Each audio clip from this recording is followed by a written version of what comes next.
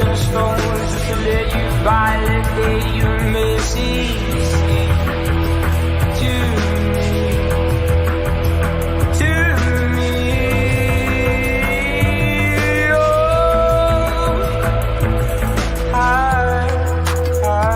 Oh, you know my beat is concrete. Just breathe, stay on my feet. You know my beat is concrete. Just breathe, stay on your feet.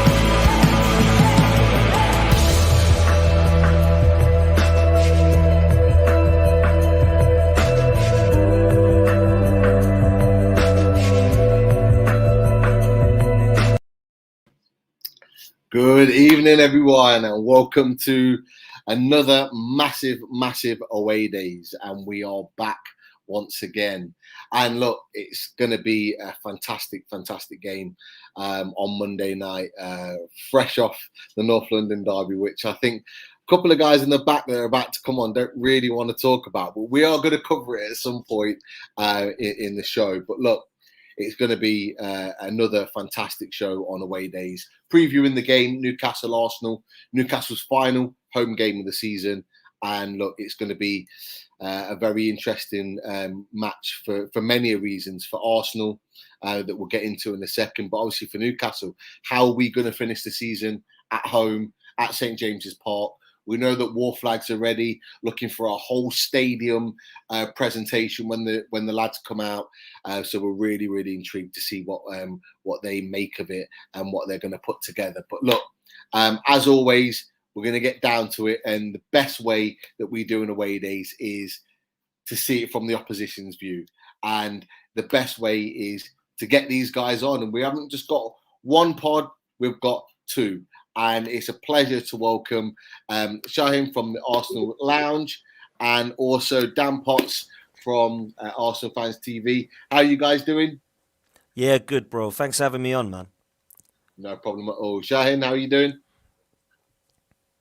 Well, I think he might have frozen at this moment in time. He'll come back on. But look, that's how annoyed he is, Pete. Do you know what I mean? He's just that annoyed. He's just gonna freeze.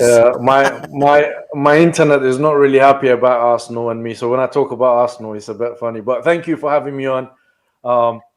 It's a pleasure to be on, and it's always nice to see good old Potsy. Yeah, you guys have done a number of things together in the past. Yeah. So it was great to have you guys on together. But look, I have to start here just to get it out the way. It was the big game for you guys last night, the North London derby at the Tottenham Hotspur Stadium. Didn't go to plan. Obviously, Tottenham ran out 3-0 winners. Like, look, what did you guys make of that game, and how does that impact you going into this game on Monday? Does it make it any bigger than what it already was? Do you want me to go first, Shaheen? Yeah, go on. I was told to respect my oldest. Age before beauty, innit? Age before beauty. Listen, I was at the game, unfortunately, last night, and I don't really know what went right for us. Everything went wrong. I would say the first 20 minutes, Arsenal fans were quite happy with the performance. I think Martinelli was causing Emerson Royale some serious problems down that left-hand side. And with Tomiyasu behind him, it was a good and a bad thing. Good in respect of a little bit of discipline for Martinelli to be allowed to go forward. Bad because, unfortunately, Son was on the other side. I would have liked to have seen Mikel Arteta switch that round so that Tomiyasu was on the side of Son and that Cedric could try his best to keep Kulusevski quiet, who, of course, is a very good player, but not quite the threat of Son. And then, of course, everything changes when we give a silly penalty away. And a lot of people are saying it's soft. Yeah, maybe. I reckon it was pretty soft, if I'm honest. However, I don't quite know what Cedric's doing. He's not looking at the ball. He's just shoved him in the back. Very similarly to what Mustafi did to Kane a couple of seasons ago. And then it's a penalty and Harry Kane doesn't miss that. Always difficult when you go one goal behind Tottenham because of how Conte sets his teams up. But it's even more impossible when you have someone crazy like Rob Holding assaulting Son every single few minutes. And then all of a sudden we go down to 10 men. I can't really complain. I thought it was a straight red card. I was amazed that he didn't get sent off before it. He was hacking him, he was kicking him, he was shoulder barging him. And then he starts to elbow him. So as much as I'm all for being tough and I'm all for coming up against North London derby rivals, you have to keep your head, and Rob Holding couldn't do that. So the red card completely changed the game and ruined the game as far as Arsenal were concerned. As for Spurs, I think after that it was them in pole position to control it. And the way that we gave those goals away, I thought was pretty sloppy, particularly having lack of marking for Harry Kane, having Eddie Nketiah, who was the one who was asked to run after him. And then when you come out at half time, El Neni was asked to do the job of keep Harry Kane quiet when he drops in that hole, and he then goes to sleep. And it's a scramble in the box, and Son, who, let's be honest, was probably the best player on the pitch on the night, makes it free. And then every Arsenal fan I know was walking out, other than myself and a few of my mates. So really poor from the fans, if I'm honest, because I don't like to see fans leaving early anyway, but to leave that early is a madness. However, having said that, I can understand the frustrations. And although it doesn't change anything in terms of it being in our hands and we're still favourites for this top 4 position, going into a tough game against you guys on Monday night, I don't feel as confident as perhaps I would in terms of momentum if we would have taken a huge 3 points. And of course, Pete, we've still got some injury problems, and even more so now. Gabriel limped off injured, and it looks to me as if Ben White might not be 100% fit, and I know for a fact Bukayo Saka definitely isn't fit the way he was playing. So I'm not too confident now. I think it's going to be very, very difficult, but that was a horrible night for Arsenal that we need to put behind us very, very quickly. Yeah. I think that's a fantastic, really, really good assessment. It is. And I watched the game myself. I mean, look, Shaheen, is there anything you want to add to that with regards to? No, Dan was very comprehensive in terms of his assessment of it, and I have to agree with him. I was quite disappointed with the lineup and the tactics to a certain extent, because I don't think Arteta acknowledged Son being a danger, and I said that on one of our shows prior to that Cedric versus Son worries me. But he picked his team, he picked his tactics, and we came on and we started playing. But you can't take into account for what Robert Holding has done. You get sent off in the space of 7 minutes. That's madness. Every time Son had the ball and he came up against Holding, it was a foul. And I was speaking to my mate Lev, who I do the podcast with, and I said to him, I was so tempted to put 50 quid on Rob Holding getting sent off as soon as he got the yellow card, because you could tell this is going to happen. And it's times like this that you need a proper leader on the pitch to come and have a word with him and tell him, listen, careful, you don't want to go down 1-0 here. North London derby is always a big game, because there's a lot riding on this game. And I just feel last night guys didn't turn up. And Dan said, you go a goal down early and then you lose a man early. You got a very, very tough task. And I have to agree with Dan. Out of a sudden, Newcastle away, it looks more of a banana skin than it was before. And we're not as confident that we used to be. Gabriel is now a question mark over him. We could be coming to Newcastle with a new centre-back pairing of Ben White, who I'm not sure how fit it is, and Tomiyasu, which could cause a problem. But yeah, not a good result and not a good day for us at all. No, I would have to agree. And it was from a neutral watching that game last night, it was a hard watch. It was a hard watch to see how some of the players performed. You guys have talked about Holding. To be fair, Sky were calling it. Gary Neville was calling it. He was saying that he's going to end up getting sent off the way he's going, and he could see it happen. And he kept having that little battle with Son. He kept leaving something in, and it just told at the end. And it was always going to happen at some point. And he just needed to kind of regroup and just manage himself in the game, ease himself off. And I think he would have been fine. But the fact that he just kept going and chipping away. Son was. Pete, to be honest with you, I think if he didn't get sent off for that shoulder barge on Son, he would have got sent off at some point, because the difference of quality between Son and Holding just massive. And you could tell from the beginning of the game that he's struggling with Son. Yeah, definitely. But look, I mean, you've touched on it now. And I'm sure at some point we'll talk about it. When we look at the lineups and we look at how things are coming together for you guys. But obviously, we've got Holding, as you've talked about, that will be suspended. Gabriel, He went off. Did it look like something like a hamstring injury? Is that right? Yeah. I mean, I don't know what it is. If it is a hamstring, then I think that season for him is done. But I'm not sure. I don't know if Potsy has heard anything. But Not heard anything yet. He went off and it didn't look like he was going to be fit for Monday's game. Not sure about the last game of the season, but certainly I expect him to be out along with Holding. So it leaves only Tomiyasu and Ben White as our options at centre back, which are a pairing that haven't played together this season. So it's going to be interesting. Interesting. And look, Dan, you mentioned Saka. And yeah, he didn't have his best game, but you're saying he wasn't 100% fit. Is he carrying something at the moment? He was assessed for this game, and it looked as if him and Ben White might have been fit. Well, Ben White wasn't fit and didn't play a part in the game, which I was surprised by, particularly when Rob Holding got sent off. But Bukayo Saka, for me, hasn't looked right for a while, and although he's been banging in penalties, he hasn't been his usual self, in my opinion. I've seen not the same Bukayo Saka the last few weeks, and for me, I think he needs a couple of weeks to rest, but we haven't been able to do so because he's so important to us. He's basically the gem in our team.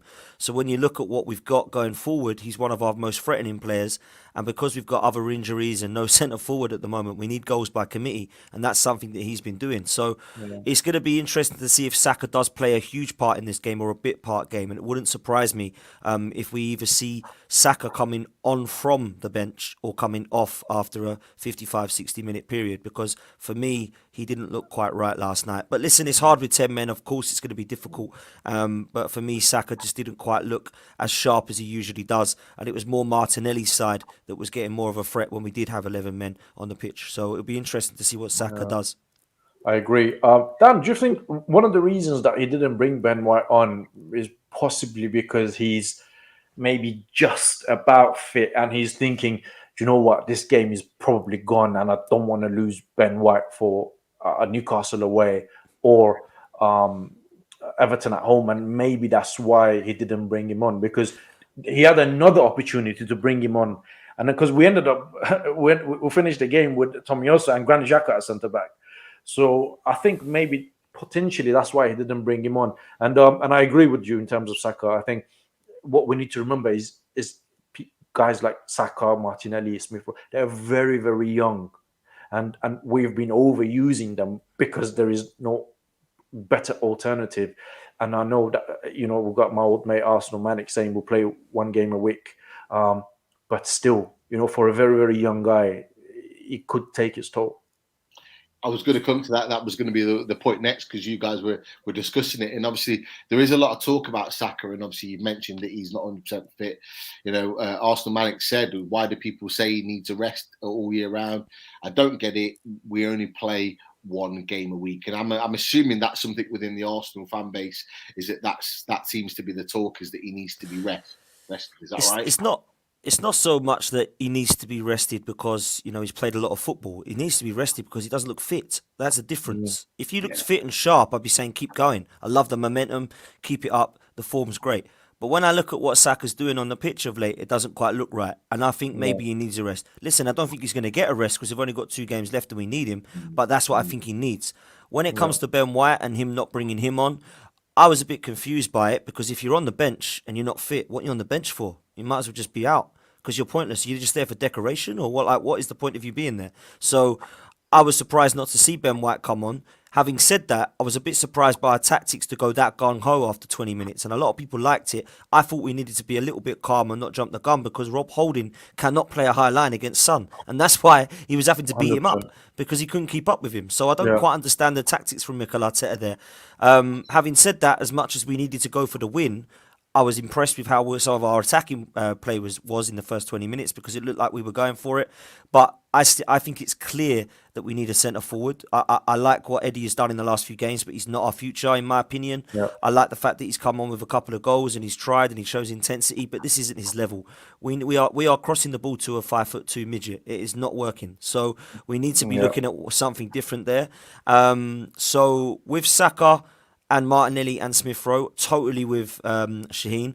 I believe they are all young and they should be players that are learning off of others, and they're the players that are ones we're relying upon. Yeah. In 2005 and 6, when Fabregas and Van Persie were coming through, they weren't playing week in, week out. They were learning off of Henri Bergkamp, Pires Lundberg, and the experienced heads. When we had Jack Wilshere and Aaron Ramsey, they were learning off of the Van Persies and Fabregases, who had learnt off of the Henrys and Bergkamps. Now, our leaders are Granit Xhaka and Lacazette. Do you want to learn off of them? Not really. So we need to have some experienced heads in this side somehow. Yeah. So that's the problem we've got. And this is why I always had a question mark over Project Youth, because we've already done Project Youth twice already and it hasn't won us a title. So why are we doing it again? Listen, I love Saka, I love Smith Rowe, but we need more than that. You know, this isn't about let's bribe more youth in the side. We need some experienced heads that have been winning titles, that have been in Champions Leagues, that have been not winning stuff. Like our most decorated player is Kieran Tierney and he won everything at Celtic. Like, we need to be honest about ourselves and realise that maybe if we are going for this Champions League, and we might still not get it, but if we do, are we ready for the Champions League yet? I'd love it, but we need to add to the squad recruitment if we're going to be in it, because this team's getting pummeled every week, because we can't beat Olympiacos and Villarreal in the Europa League. How are we going to come up against the PSGs and Barcelonas and Bayern Munich? So you just have to be realistic in this and realise that, yes, if it's going to take time, that's fine, but if it's going to take time, how ready is this team? So, you know, we're looking at a squad at the moment that is depleted. We've got Mohamed El-Neni, who's now signing a new contract because we're that desperate, because his performances have been good of late. We've got Eddie Nketiah up front. If I would have said to any Tottenham fan at the start of the season, when you play Tottenham at your home ground, when you play Arsenal at your home ground, there's not going to be no Aubameyang. They're not going to have Partey. They're not going to have Tierney. They're probably going to have an unfit team, and they're going to have El-Neni and Nketiah up front with Rob Holding at the back. Do you think any Tottenham fan's going to go, oh, I don't fancy playing them? That sounds difficult. They're going to love it. Yes, please.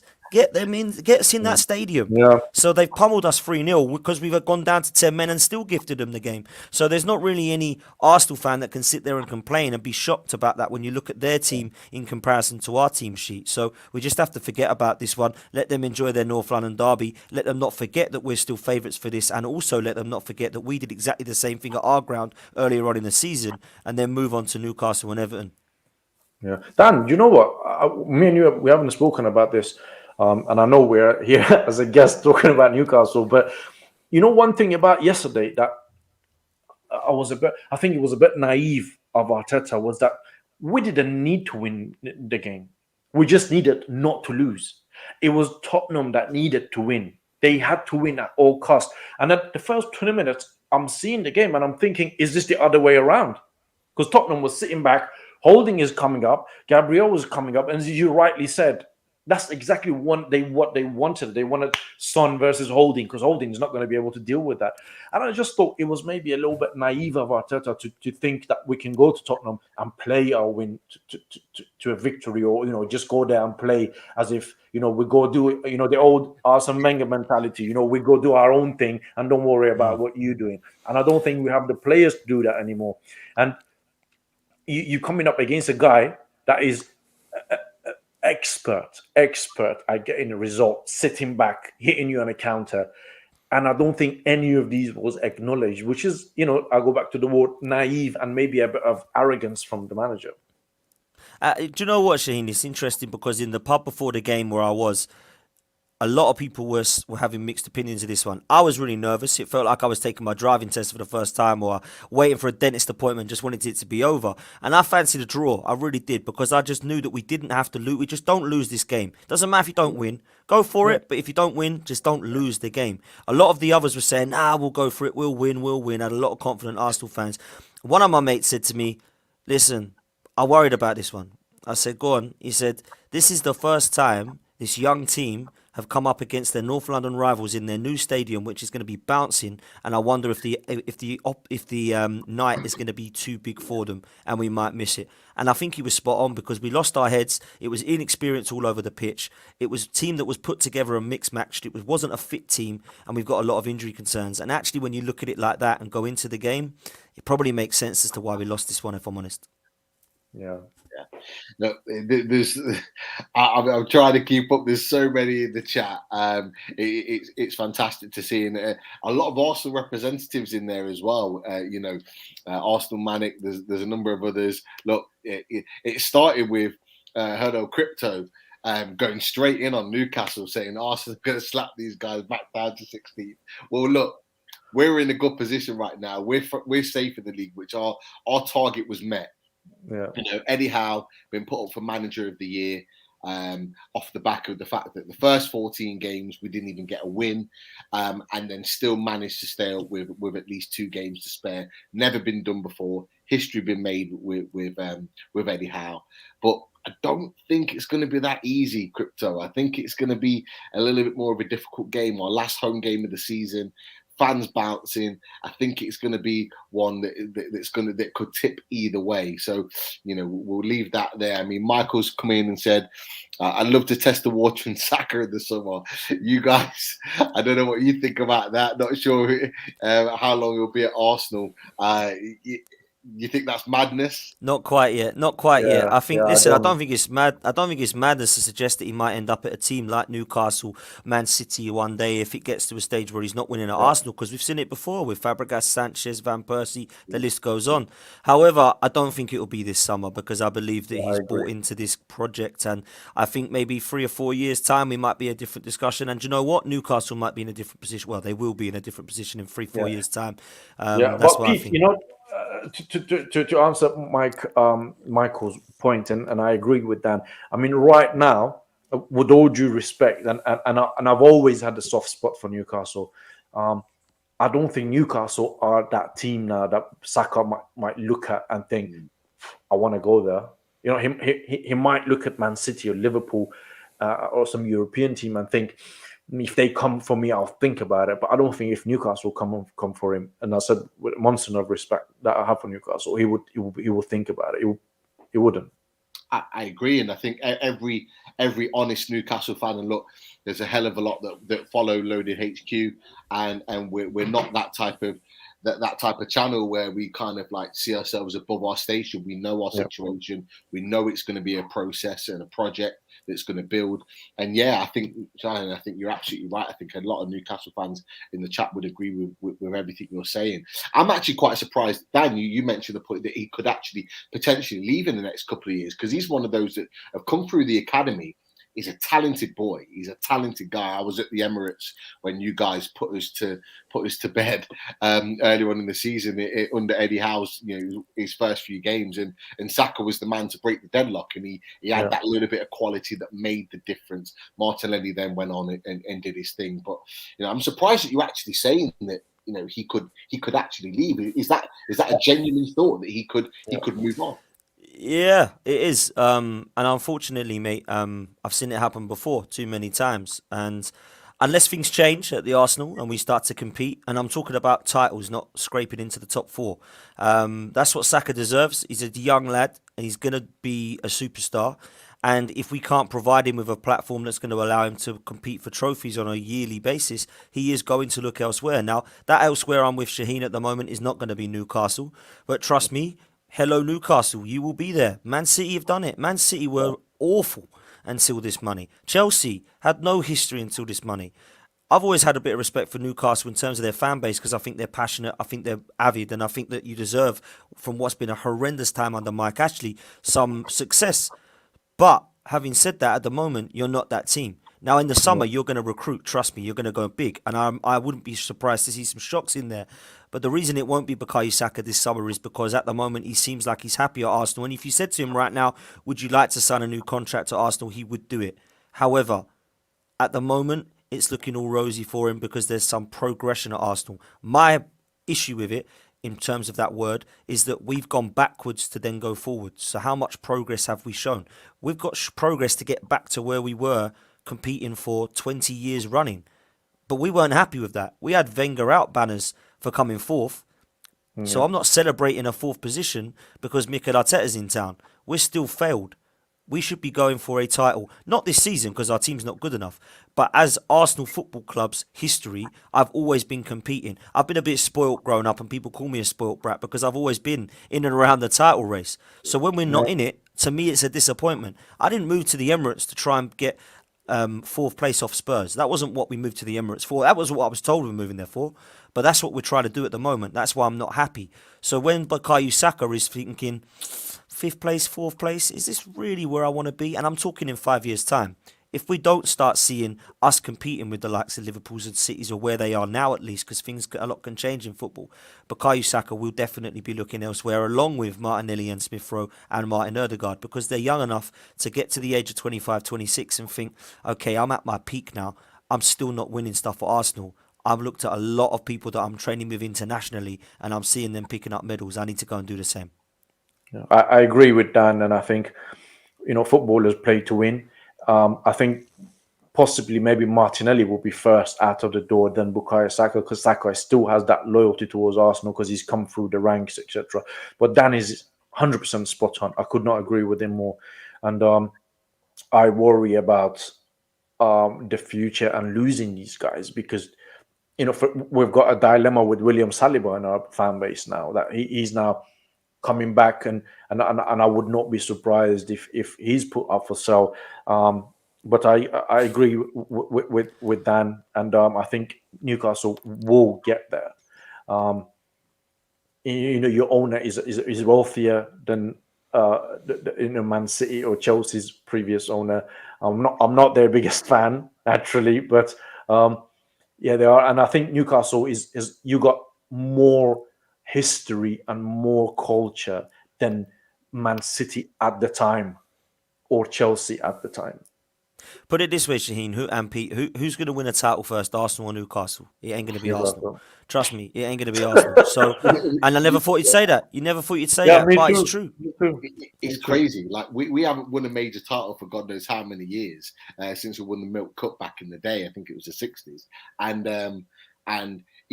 this conversation, that point that you've made, Dan, is actually a topic of conversation that's been made with the pundits. I think it was Simon Jordan on Talk Sport, and we are, and Newcastle fans have our opinion of Talk Sport because of how they've talked about Newcastle in the last 2 years. But actually, Simon Jordan was asked the question about Man United, who would win the next title out of Man United and Newcastle, and he was adamant that he thought that Newcastle would win a Premier League title before them. But so it's an interesting question. Look, I certainly think you're in a better position than Man United are at the moment in terms of your infrastructure in your club and the way. That's not hard. But that's the key. You're right, though. You're right. Yeah. It's not hard, but at the moment, players coming through. You've got your infrastructure of those young, hungry players coming through now. I think, Dan, you're absolutely right in what you've said, and Shahin, I know you agree with it in terms of having those older, more experienced heads to guide those players through. That's got to be sort of your next phase. It's an absolute given. But look, just on the topic, and you talked about this, you just touched on this. So I want it to be a little side question for both of you. Now, with our takeover since October, there's been a lot of talk about. I say a lot of talk. First and foremost, tickets have become absolute gold dust. Before, we would always sell out our stadium, even under Mike Ashley, but they were always sort of readily available. You could always get hold of a ticket. Since the takeovers happened, it's like impossible to get home or away tickets. They're like gold dust at the moment. And there's been this massive talk about us expanding our stadium. There's been talk of moving into a new stadium and getting a new stadium built. It's what PIF might want, blah, blah, blah, blah, all this talk. Now, it was interesting that you mentioned about the Emirates, about that's not kind of what you moved to the Emirates for. Now, if you had your time again as Arsenal fans, would you have stayed at Highbury knowing what you know now, or would you have still moved to the Emirates, a bigger stadium, a fantastically built stadium, one of the modern great stadiums, but has it financially knackered you guys? Has it impacted in your progression? What are your thoughts on that? Should I go first? Go on, Shane. I went to Highbury. My first game was Sheffield Wednesday at home, and that was in Premier League. So that was a long time ago. I'll never forget this. When I just going around the club, going around the streets, going to the stadium, and then when you used to come up the stairs, and as you used to come up the stairs, you would see the pitch. And these are my first vision of Highbury, and the atmosphere was just electric, and it was just different. When we left when we were told that we're leaving to compete with the likes of Bayern and Real Madrids and that, there was no, wealthy owners about. It was about what you're generating. Okay. And we were told that we're going to go to Emirates to generate more money so we can compete with these guys, because then, we would generate more money. Financial fair play was coming into picture at the time. And it was about how much you generate and you can spend. So we went over there, and then, Mr. Abramovich came around, bought Chelsea, and then the wealthy owners started coming around, Man Cities and, PSGs, and the financial fair play was not as effective as people thought it would be. And it hasn't worked for us. I'm not sure about Dan, but I suspect he would agree with me that I would have stayed at Highbury, because Highbury was a difficult place to come. I remember players not liking coming to Highbury. The fans it was a compact stadium. The fans was almost on top of you in the pitch, and it was not a nice atmosphere for the away players. It had, even Arsene Wenger admitted that we lost our soul when we went to Emirates. Emirates is a wonderful stadium. Don't get me wrong. I've been to club level. I've been to normal seats. Wonderful, wonderful. But you lose that soul. You lose that family vibe that you got with that. And I hear what you guys saying about the stadium. I really don't think you guys should move your stadium. St James's Park has always been St James's Park. Maybe expand on it a little bit, but not move. So to answer your question, I personally would have stayed at Highbury, because moving to Emirates hasn't really done a lot for us. I can't tell you right now that financially we're well off now. We can, because we're still hearing. I'm sure Dan would agree with me that comes every January transfer window, Arsenal say, we don't have funds available. This player is expensive, or we can do loans right now at the moment. So to answer the question, yes, I would have stayed at Highbury. So the reason I'm going to agree, the reason I'm going to agree with Shaheen is because we were told we needed to move from Highbury to the Emirates, so we didn't get left behind. We were told we needed to move to the Emirates to compete with the very best. We already were. We just got to a Champions League final against Barcelona in 2006 at Highbury. We had Cristiano Ronaldo walking round our ground that only picked Manchester United, by the way, over Arsenal by a few £1,000 a week extra. We had Zlatan Ibrahimovic on loan, Yaya Toure on trial, Lionel Messi, Fabregas and Piqué all on trial. We were attracting the best because we were one of the best teams in the world. I understand if you want to try and demand the best and become better. I totally get that. But if I was to say to you, we need to move stadiums, we need a bigger ground, it's not going to happen here at Highbury. We found a plot. But when we do this, we're going to put ourselves in a lot of debt, which means that we're going to need to go Project Youth and try to attract some different caliber of players and try to win stuff with kids. If you're a good businessman, you say, whoa, let's not do that right now then. Because Chelsea have just got Abramovich, and Man City is Sheikh Mansour is sniffing around Man City. They're going to be big. Manchester United are already massive. Tottenham are getting better. They're competing for top 4 places with Lasagna Gate, and Liverpool are going to be back soon. So let's not quite do it just yet. If you want to do that, that's fine. Go and move stadiums, because we might have to do it to compete. But let's not do it right now. Because what happened, unfortunately, is very similar to the Chicago Bulls. I don't know if you've seen the Last Dance documentary, but it's so similar to the Emirates. Because they had Phil Jackson, who was basically their Arsene Wenger, and a minute that everything was decided that they were going to lose, it all broke apart. The Chicago Bulls were no more.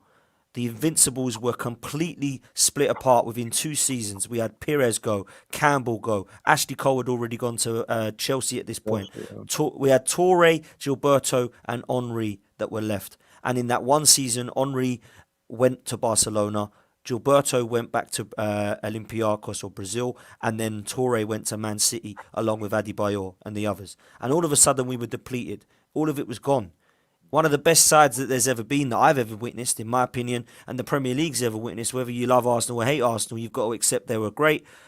I think that could have stayed together a little bit longer, but unfortunately, the way that we were going was let's buy some young players on cheaper wages so that we can pay off our stadium debts. Now, hats off to Arsene Wenger for ensuring that we got Champions League football throughout that time. Brilliant. Yeah, we've got top four with some shocking sides. But I do think it was a bit easier to get top four back then. There wasn't like it is now. And also what I'll say is, I didn't really think we moved to the Emirates to get top four. We moved to be title winners and to be competing with the likes of Bayern Munich and Barcelona. So when we're moving and we're getting to Bayern Munich and we're losing, 10-2 on aggregate, and we're going into the Barcelona games and getting absolutely smashed by 4 goals from Lionel Messi, that's not competing. That's just being a Making part of the numbers. competition and making the numbers up. So that's why I felt it was the wrong timing. It might have been that we had to move, and I was more than happy to move stadiums if it meant that we're going to be, competing for the best. But if I would have had the time back now, I would have said we already were competing and we could have stayed at Highbury with the Invincibles for another couple of seasons and not put ourselves in an amazing amount of debt so that we can get some of the players that we were linked with, as opposed to the likes of the Bentners, Shamaks, Walcotts of this world that we were just kind of trying to get second best caliber with. So I would have probably stayed there for a few more years if I would have had my way. Yeah, agreed. Yeah, no, it had, although it wasn't that modern stadium that had the nice look, nice lick of paint, everything brand new. It had a little bit of history behind it, and you always knew. I'd been to Highbury a few times, and it always had that little bit of like a cauldron feel when you got there. Yeah. You knew it was going to be a difficult game. This pitch was a little bit smaller, everything was tighter, and the fans were right on the edge of the pitch. It made for a really, really good atmosphere. And you go there now. I've been a couple of times to the Emirates, and it doesn't quite have the same feel. So I'm not surprised by the fact that both of you have said, even for a few more years, have stayed there, seen that period of time through, and maybe you could have been, in a different position. But look, loads of people in the chat threw loads and loads of questions in. I'm just going to go through one or two other bits just before, in the meantime. So Harry, massive thanks to you becoming a member of the Loaded family, as is Phil. Philip, well done. Thank you for joining the Loaded family. We've got one of our sponsors in the house, Simon. Evening to you, and obviously you said evening to you boys as well. Thank you. Evening to you as well. Simon's always coming up with some good questions. That is for sure. One of the ones I want to come back to before we then really start kicking in and looking at the game, the massive game on Monday, and how it may go, and we'll look at one or two things tactically as well. Arsenal Manic's put in the question. He said, "Remember, Eddie Howe was touted by many to be the successor of Wenger. He's done brilliant with just a few signings for Newcastle. Imagine next season, oh boy, we may fall further behind the top four." Do you share the sentiments or in the comments of Arsenal Manic, or do you see it as slightly different in terms of how we could potentially go?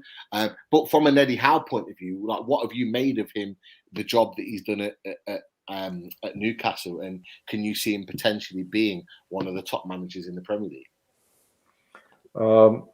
We, as an Arsenal fan base, sometimes got this habit of turning our nose up against certain players or managers because the name is not big enough, and I think that was the case with Eddie Howe at the time. Because if I'm not mistaken, he was in Bournemouth at the time. He's done a fantastic job at Bournemouth. He was not so great towards the end, but even at the time, he's always been seen as one of those up-and-coming English managers. I remember a couple of times he was even mentioned as a potential England manager. And then he went downhill a little bit. And I think, if I'm not mistaken, he went somewhere after Bournemouth that didn't quite work out as well, if I'm not mistaken. But he's done a fabulous job at Newcastle. The turnaround that he's done from where you guys were and the way you guys playing. I mean, I remember at the time, the first half of the season, it was difficult to see where you guys are going to pick your next win. Every game, it was an ask, it was a chore, and you would bank on Newcastle losing. You didn't look organized, you didn't look solid enough. I think he's come in, and the first thing that I noticed about Newcastle, as I said, I've always got a soft spot for Newcastle and West Ham. So Newcastle was one of those that I always keep an eye on. You look more structured, the first thing. Transfer window came in. Obviously, you've got new owners bringing down Burns. He's a Geordie, so he put in the shift. Brought in a good central midfielder, bringing in Chris Wood as well. And I think the results speak for itself and the job that he's done. The only thing I would say about Eddie Howe and Newcastle is what I can see Eddie Howe getting you to a certain stage, but then you would need to change manager and bring somebody in who is more known European wise or around the world, if you like, in order for you to go to the next stage. I think that might be the case. I may be wrong. They may stick with him all the way, but I think I can see Newcastle turn it into some sort of a Chelsea club in terms of as soon as he goes on a bit of a run that is not great, you change manager, and you would necessarily would not have done that in the past. So even if he does well, I can only see him being there for another maybe couple of seasons, and then in order for you to go to the next stage, you would maybe bring in a more known manager who's got a better CV in order for you to go. And I think Eddie Howe, I don't think he's naive enough not to be aware of this, but he's done a fantastic job. And I'll let Dan talk about this. I can see quite a few of our regulars in the chat, like Nick Paris, Arsenal Manic, Foxy, a couple of other people. So I just want to thank them for coming over and showing support to Arsenal and me and Dan. Go on, Dan. I'm done. Now, I echo that, man, and appreciate the guys in the chat also. Eddie Howe is an extremely good manager. I think what he did at Bournemouth was exceptional. And I think although Steve Bruce had to go and it was boring at times to watch and they were really not in a good way, I don't think he was a shambles of a manager. I think it's proven his record. He's done well with the teams that he's got up to the Premier League, etc. But it just shows how much of a bracket of and level up Eddie Howe is to him. I think what Eddie Howe's done is exceptional. I think the recruitment has been good, but when you look at Newcastle's side, it hasn't been completely ripped up and massive surgery. It hasn't been 7 to 9 players. It's been 3 or 4. But the players that have come in have been massive. I think what he's done with Joe Linton has been exceptional. Someone who can't score a goal, up top, he's put him into a position where he just looks a complete revelation. Bruno Guimaraes is one of the signings that I was really jealous of, and I can't understand why we didn't go for him. I just don't understand why that was not an option for Mikel Arteta, but there we go. That's another story, and his future was meant for Newcastle. Where I'll be honest is I believe Eddie Howe can take you to a certain level, and I believe you might need someone with that experience in Europe after that. So I'm a little bit with Shaheen. I think he's going to build a great foundation for you, and I think he's going to take you to a level next season where you could be competing for the kind, depending on your recruitment, of course, could be competing for some of the European places. But I don't believe that you might have enough experience just yet with team and manager combined to get there. It's very difficult to do. You can't just spend money and then all of a sudden you're in the top 6. It takes time. You need to gel. But I do believe that Eddie Howe can take you to a certain level. Oh, we're getting some echo in here for some reason. Yep, we're good. And I think after that, personally, you might need to look at someone. I don't know who that someone's going to be. It could be that it's you could get someone amazing. You could get Ancelotti, or you could get Diego Simeone. Who knows where Newcastle will be in a few years' time? But I do believe it will be Eddie Howe for a few seasons. I really do, because I don't think he's a manager that's going to put you into a bracket where you just say, I cannot see how Eddie Howe can go any further with this. So personally, I think he's been a really good appointment for you. And I've been seriously impressed statistically with Newcastle that their kind of form is up there with the title challengers at the moment since 2022. That is outstanding. What an achievement from Eddie Howe. So he deserves all the plaudits, man. He really does. Agreed. Yeah. It's been crazy. Like literally, I talked about it before. We went 14 games without a win. No other team have done that and stayed in the Premier League. We literally had to produce Champions League form, title-winning form, in order to stay in the league. And we've done it with 2 games to spare, which is fantastic. I think any Newcastle fan at the point of December, early December, when we played you guys at the Emirates and we got beat comfortably, any of us would have took a last game of the season away at Burnley, a draw or a win to keep us in the league. We would have took it at that point. But the fact that we've gone on such a run and we've been so comfortable for so long, and kind of known in the back of our minds that we're safe, but just waited for that mathematically confirmation that we are safe and we can't be caught.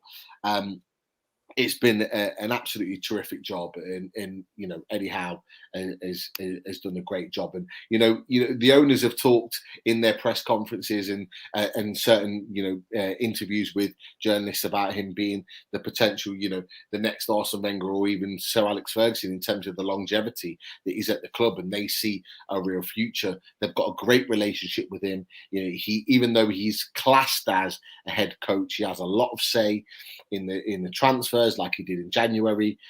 He has a lot of say in terms of how he wants the team and the club to look at this moment in time. So he's having a big say in how the future of this club is panning out. And he's a committed guy. He's there 6 a.m. He leaves at 8, 9, 10 o'clock at night. Some days, he's just very, very committed to his job, and that's something that he's massively, massively passionate about. It's definitely he's definitely done a great job. And but you know what? You guys deserve it. You deserve it because you've been going through a lot for the past few seasons. Bad owner, bad recruitment. I mean, you've got a great manager in Rafa Benitez, but not a great owner who is not spending money. And I think I'm happy for you guys. You deserve it. You deserve some good time. You deserve some fun time. Newcastle fans are really, really nice fans. Unfortunately, I've never been to Newcastle. I've been in this country for about 32 years, and I've never been to Newcastle. And I would love to go to Newcastle. I had the opportunity to go Newcastle away, but I think somebody told me, "Look, listen, man, Newcastle away is one of the worst grounds to go to because they'll put you so high up that the journey to get there, first of all, and then when you're there."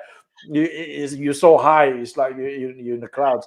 But I'm happy for you guys. I don't like your owners. I don't agree with them, but I'm happy for you guys as a fan base. You deserve a bit of happy time.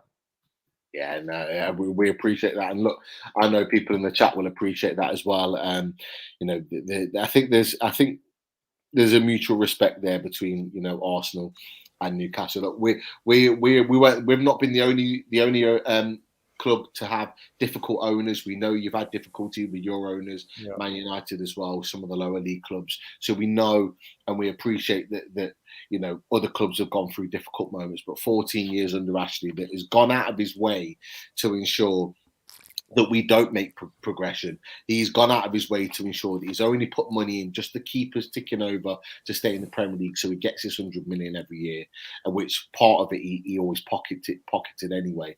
It's nice to have owners that are ambitious, and there's always question marks about the owners. There's been question marks about the owners this week with regards to our new away kit, which is been for next season. It's been touted. It's not been confirmed yet that it's in the mould in a similar design to the current Saudi Arabia national team kit, and there's been a lot of kickback from the back off the back of that. I've got my own opinions on that. Personally, I don't care about the away kit and what it looks like and what it maybe resembles, as long as the boys are giving everything in that kit. If it makes a bit of revenue to help the club move forward, because we've had such a lack of revenue under Mike Ashley. I mean, he was basically sponsoring the club with regards to Sports Direct and paying us less than £1 million per year off the back of that, which is just an absolute disgrace considering he was our owner. So lots and lots of stuff that he's been doing. I thought that was a bit of banter earlier on Twitter. I saw that picture. No, somebody was bantering you, man. Honestly, I didn't think it was serious. No, I saw it. It is it's not been confirmed, but it's been touted. We'll know later on in the season whether it is our actual away kit or not. But sure.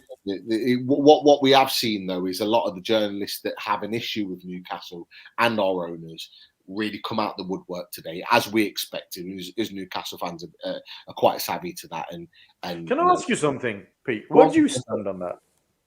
Stand on your owners. Because you said they've got a lot of issues as expected, and they came up with it. Are you in a boat that you don't really care about who they are, what they've done, as long as they do well for your club, or you do have an opinion on it? I just wondered. Jahim, it's a great question. And sorry, I don't mean to put you on the spot. It's just no, I've never asked a Newcastle fan. Yeah. What's your thoughts on it? No, it's a great question. Now, look, we know that there are a lot of issues that come with our ownership, coming from Saudi Arabia and human rights and various other things that are happening in that country. And we know things aren't perfect. We know that. We're aware of that. What I don't agree with is how certain sections of the media are making the fans feel bad about the fact that they are our owners. The fans don't influence who are our owners. The fans don't get to make that decision. The fans aren't responsible for that. And we have been made for 18 months. This goes beyond the 7th of October. We have been in a position where we've been made to feel bad about this potential ownership, even before they took over the club, that we should argue against it, that we should feel bad about the fact that they are potentially going to be our owners. We've been told to argue against it, to protest, to do all of these things against it. And, you know, that should never be put to the fans. The fans are the heartbeat of the club, yes, but we aren't the ones that make the decisions. Now, the bit that I don't have issue with is the fact that they own Newcastle United. I don't have an issue with that. You know, all the other things around human rights and all these other things, sports washing, you know, that's a separate conversation. That gets put to the side.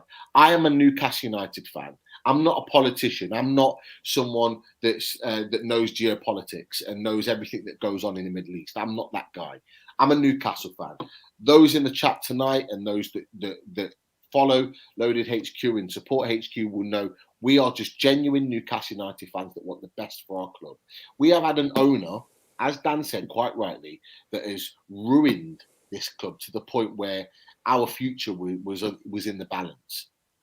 If our takeover hadn't have happened when it did, our future would have been in the balance. We'd probably been relegated by now, and we wouldn't have known where our future was. Now we've had an owner that has gone out of his way to ensure that this club does not progress because it's not financially viable for him to put the amount of money into the club in order to try and make us the best that we could be. Now, you can argue against the owners and you can question the owners all you want, and not meaning you directly, I'm talking people in general. But we've got owners that actually want the best for this club. They have come in and within 8 months, they have made massive changes to the club. They have given jobs to people. They have. We were a skeleton club in terms of we had people that were doing 4 or 5 different major jobs at the club. There was one person responsible for it. That's not right. We had a skeleton type of a working team in our club. It had been absolutely decimated. We have now been giving jobs to people within the city. We are now in a position where we are making changes to the squad to make us actually a Premier League club. We've just announced designs to improve the training ground. Our training ground is worse than some League One clubs. That's how bad it is. We're building a new one, or we'll potentially in the years to come build a new one. We're making changes to our current one. They have come in. They've invested money into the club. They have made changes positively to the club, to help the fans, to support the fans, and to the players as well. They are doing things right by our club to make us the best we can possibly be. With that point of view, I can't argue that. And you know what? If it was the other way round, I think, you know, if you had the PIF and the owners come in at Arsenal and make those changes with the owners that you've got, and I know there's been issues with the Arsenal owners, I think you guys probably would agree as well. We're in a position where we look like we've got our club back, and we've not had our club for 14 years. And for me, I'm not discarding the other issues there, but I'm thinking purely football. As a Newcastle fan, as a fan of this club, I love this club. If these owners are going to make this club better and make this club successful, then I'm all for it. Okay, fair enough. So that's my opinion. You know, other people in the chat might have different opinions on that. But look, we'll go through one or two other bits before we start to get towards the game at this point. Where's Pepe? Harris, he said, "Where's Pepe?" I'll be honest, I've not seen him for a while. Is there something in it? Is there a reason why he's not playing? Yeah, Mikel Arteta doesn't fancy him, mate. Mikel Arteta Yeah. doesn't rate him. And every time that he's given a chance, it's 10, 15 minutes when we're normally losing the games. I would not So- be surprised if you see a lot of Nicolas Pepe at St James's Park next season. Would you be done? Would you be surprised? Yeah, that's a good shout. That's a good shout. Maybe I don't know if Newcastle would want him, but I like him. I think he's criticised a hell of a lot because of his value. He's not a £72 million player. I don't think that's his fault. That's our fault for bidding that much. Yeah. He's definitely not. He's probably a 25 to £30 million player. 16 goals last season. Probably the best finisher at the club. Maybe a little bit one-footed at times, very frustrating at times. Tries to do a little bit too much in terms of cutting back and then beating a man, then cutting back again. So I can understand why fans get frustrated with him. But I need to see a lot more of this guy because when you have players like Eddie Nketiah and Lacazette that are getting chances, this guy deserves a little bit more of a run in the team. It's not going to happen because Mikel Arteta doesn't rate him and he's going to go in the summer. So, it's not worked out for Nicolas Pepe at Arsenal. And the main reason for that has been because this manager in the last 2.5 years now of his 3 years at Arsenal just hasn't rated him. So, he's going to be going. Agree. He just changed his manager, his agent rather, as well, so, which is another indication that he's probably looking for a move. And good luck to him because, there is a player in there. It just hasn't worked for him at Arsenal, as Dan said.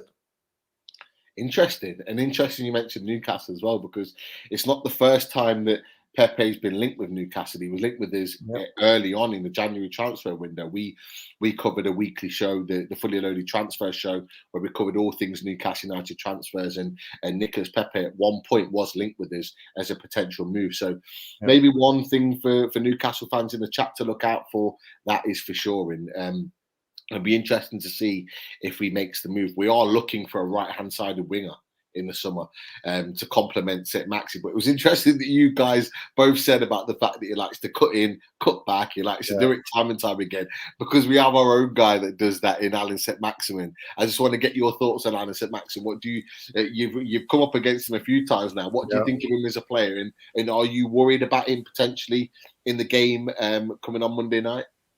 Go on, Dan. Go on. All right. I was just going to say, because I believe he's silky. I believe he's tricky. He's technically gifted. He's got some pace. He's got some power. But his numbers are not great from what I can make out, Pete. So I think what he needs to do is start to work on his output, because he's a little bit like an Adama Traore for me. He's not quite as roided up, but he's... say again? Surely not that bad. Yeah, well, this is it. Like, in terms of his output, I was meaning. Do you know what I mean? So I think that when you look at somebody like St Maximin, you think, wow, why is he not scoring goals? Because he looks really unplayable at times. But I don't see him banging them in, week out. But I do see him being a threat, if that makes sense. So I'm not quite sure if he's one of your creators or one of your goal scorers yet, and I think he needs to work that out. But certainly a threatening player, and one of a few, to be honest, in the Newcastle side. I believe Callum Wilson's back, so that's going to be horrible because he's a good player. Obviously, we know a lot about Joe Willock and what he can do, and I think he, when he first came to Newcastle, was a breath of fresh air. Not really worked out for him so much this season, but certainly was a good signing when he did come on loan last season for you. And I think it's going to be interesting, but St Maximin's one of those that I'm looking at 100%. I agree with Dan, and that's exactly what I was just going to say. I was just saying, very good on the eye, if you like. A lot of trickery, good pace, and again, it's not going to be as bad as Son versus Cedric, but still, I think he's a player that will have a beating of Cedric, and Cedric, I think, will be playing right back for us against Newcastle. But I 100% agree with Dan. His numbers aren't great, so I think I'm not worried about him scoring goals and getting a couple on Monday. I'll just worry about him against Cedric and potentially setting up somebody else like Callum Wilson. Yeah, no problem. It's going to be an interesting one. Alan St Maximin has got a lot of negativity. He's split down our fan base at the moment. Really? There are some saying sell him in the summer. There are some saying keep him for another year.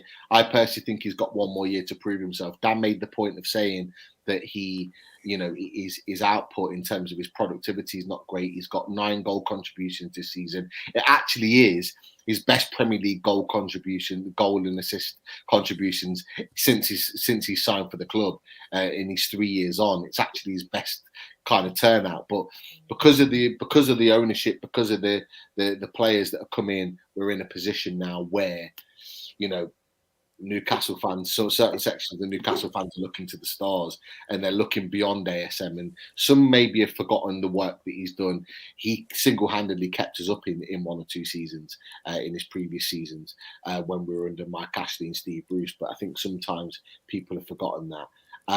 Look, I know we're pressed for time. I know Dan has a show coming up shortly, so we'll move on to this section, and it's a section I always enjoy, and I think it's time for a little bit of stats. And one of our favourite guests that comes in and gives us our stats for every game this week is Double O Stato, Mr. Keith Roll. So welcome him in.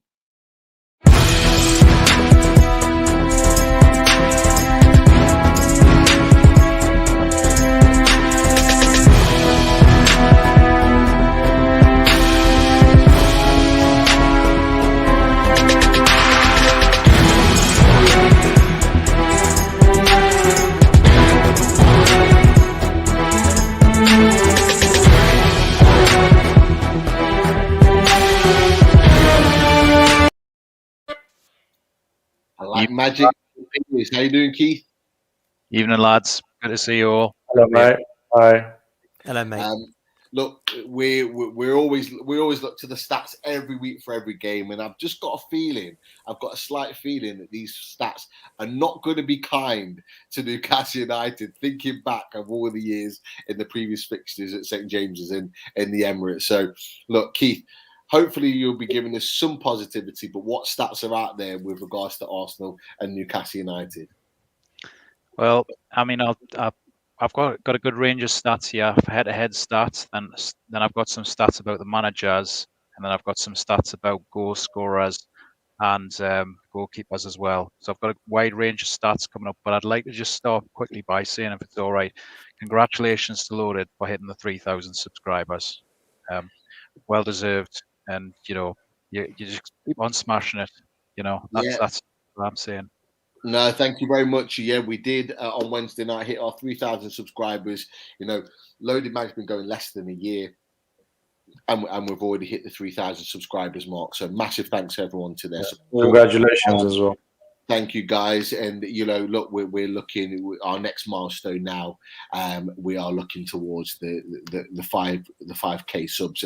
And look, I think that's a perfect opportunity to mention that the Arsenal Lounge. Thank you very much for your contribution to the channel.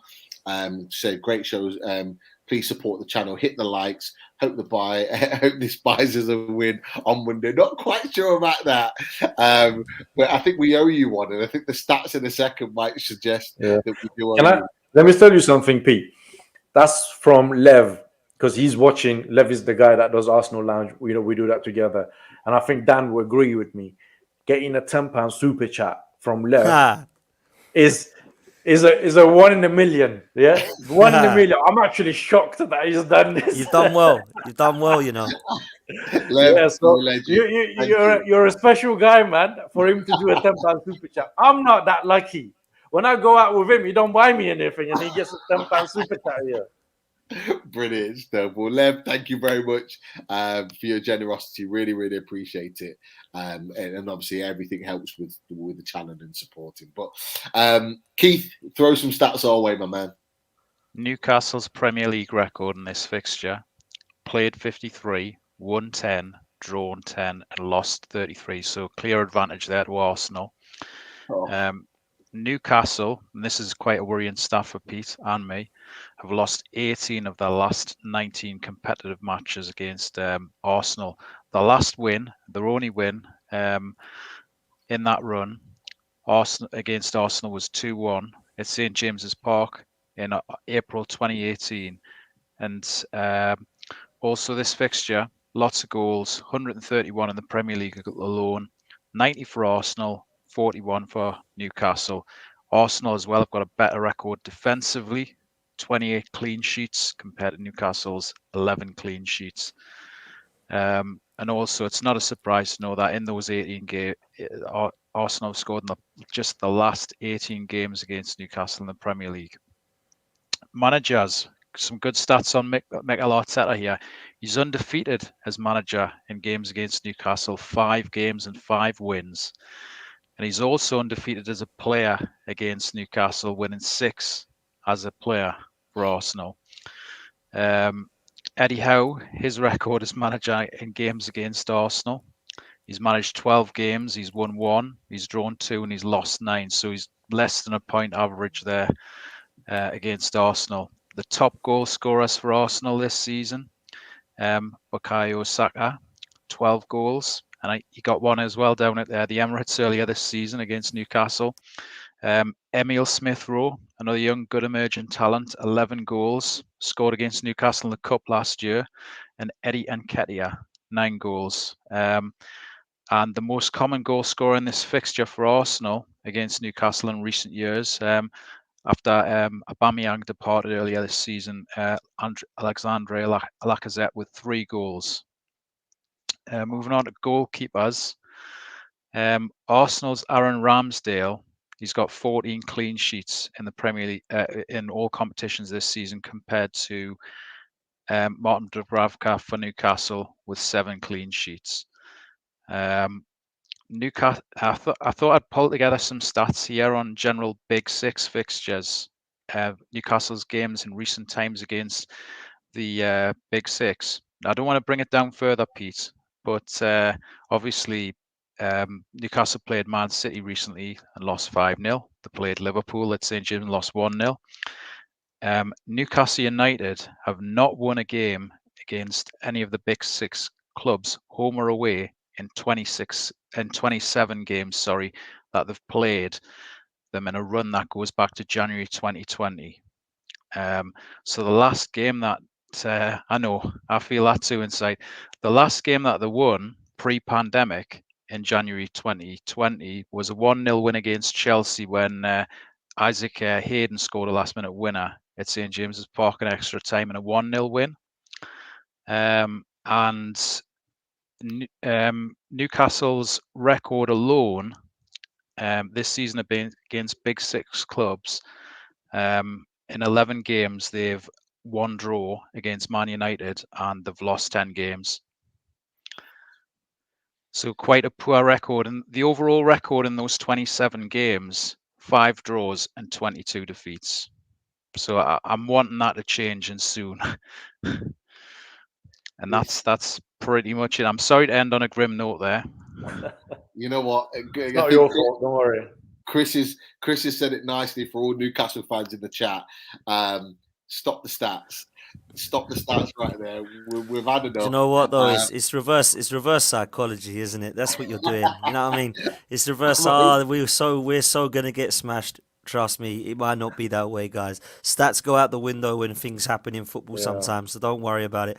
But I tell you what, impressive there, Keith. I must say, very impressive your research. Thank you. Yes, likewise. I have to agree. Very, very impressed. Some of the things I didn't know. I mean, when you were talking about the goals, that was just cool. The thing that came to my mind was that 4-4 game. Do you remember that? Oh, don't. And of course I do. The point that you've made there, I think it's Ian Barron's put a nice little comment in there. R.I.P. Chelsea obviously passed away, a number of years ago. When he scored the worldie that day. And he scored the goal. We never get tired of seeing that goal. We never get tired of seeing it. The amount of times it comes up.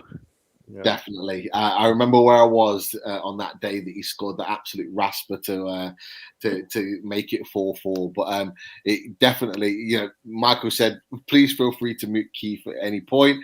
That was when the stats were ongoing.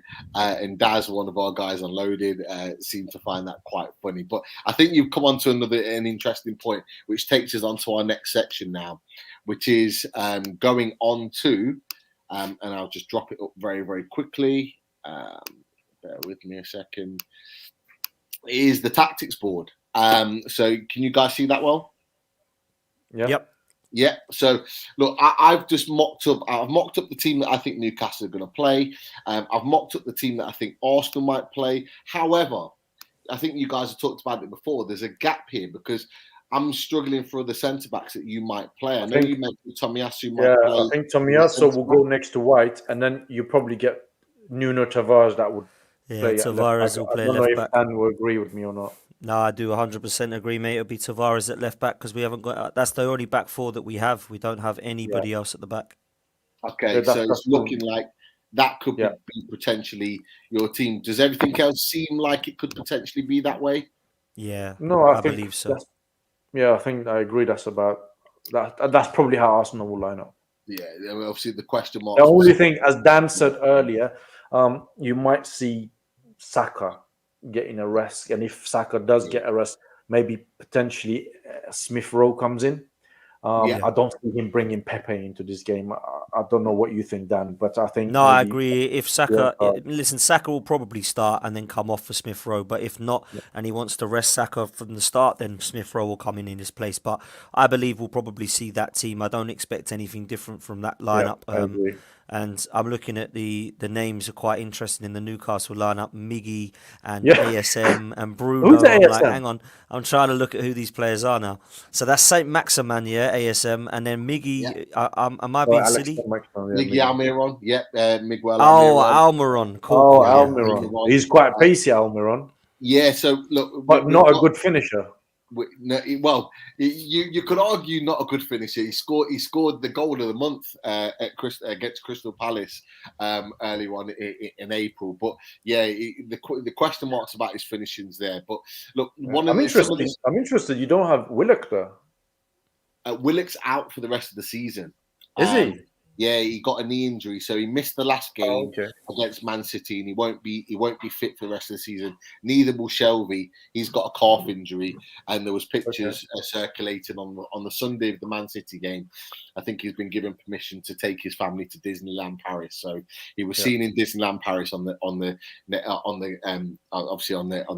game day on Sunday. But look, the big things for me with regards to Newcastle, and then I'll let you guys, have a little bit of a conversation on Arsenal, is that for me, I think the main man, our number 9, Callum Wilson, will be back fit. There are pictures, and I don't know whether you guys can see them, and I'll pull them up in a second. But there are pictures of him training. He obviously came on as a sub, played well, looked really sharp against Man City, but he's been training all week, looks sharp, looks ready to go. I think the last home game of the season he could play. Even more important, or arguably just as more important, Trippier, I think, will play in the last home game of the season, bringing that solidity at the back. The question mark for me is Shaw. He didn't play against Man City. Whether we rested him with the opportunity of him being back, we're not sure. If not, it'll be Lascelles. If Lascelles plays as a centre-back with Byrne, that's your ticket in. That's where Nketiah can get the joy, because if Lascelles is playing there, he is likely to make a mistake. He's the one player. Fabian Shaw playing here, he's fantastic on the ball. He will bring the ball out. He'll look for those diagonals into ASM, making the runs in here. He can play those balls in and behind. He likes to play that straight ball into Miggy to make his runs in and behind. He is the ball playing centre back. He's the main guy. But he's been injured. He got injured against Liverpool in the build-up to their goal, and he hasn't been seen since. So fingers crossed he's back in. If he's back in, these two, him and Byrne as a partnership, have been spot on this season, and they've been the reason why we've conceded so many. I don't know if Dan. Yeah, I don't know if Dan agrees with me or not. I don't really see Shaw doing that because Arsenal will be probably putting a press on. And I think it's going to be difficult for your centre-backs to come out with the ball and start playing around, because normally they would press. And remember, we need to win that game. They will come out and they will press your defenders. It's interesting. Well, what do you think, Dan? Yeah, I agree. I actually think he's a very underrated defender, though, Fabian Shaw. I really like him, and I feel like he's not just old school, but actually has got a little bit of technique about him in terms of being a ball-playing defender. And Bruno Guimaraes is the one that I think will try to dictate play, because I'm a big fan of this guy. I just think he's ridiculously good, man. I've been really impressed, and gutted we didn't go for it. Just to interrupt, sorry. How disappointed are Arsenal fans in general about the fact that Bruno didn't sign for Arsenal? Were they bothered about it at the time and then maybe frustrated? Now he's gone to Newcastle and they've been able to see him, or was there genuine frustration that Arsenal just didn't go out and get him? Well, unfortunately, mate, there's a lot of Arsenal fans and there's a lot of Arteta FC fans. So when you Go on, speak to Dan. You tell them. when you speak to the Arteta FC fans, they will say Bruno Guimaraes is no Mohamed El Neni or Granit Xhaka because they're deluded. However, there are trust me.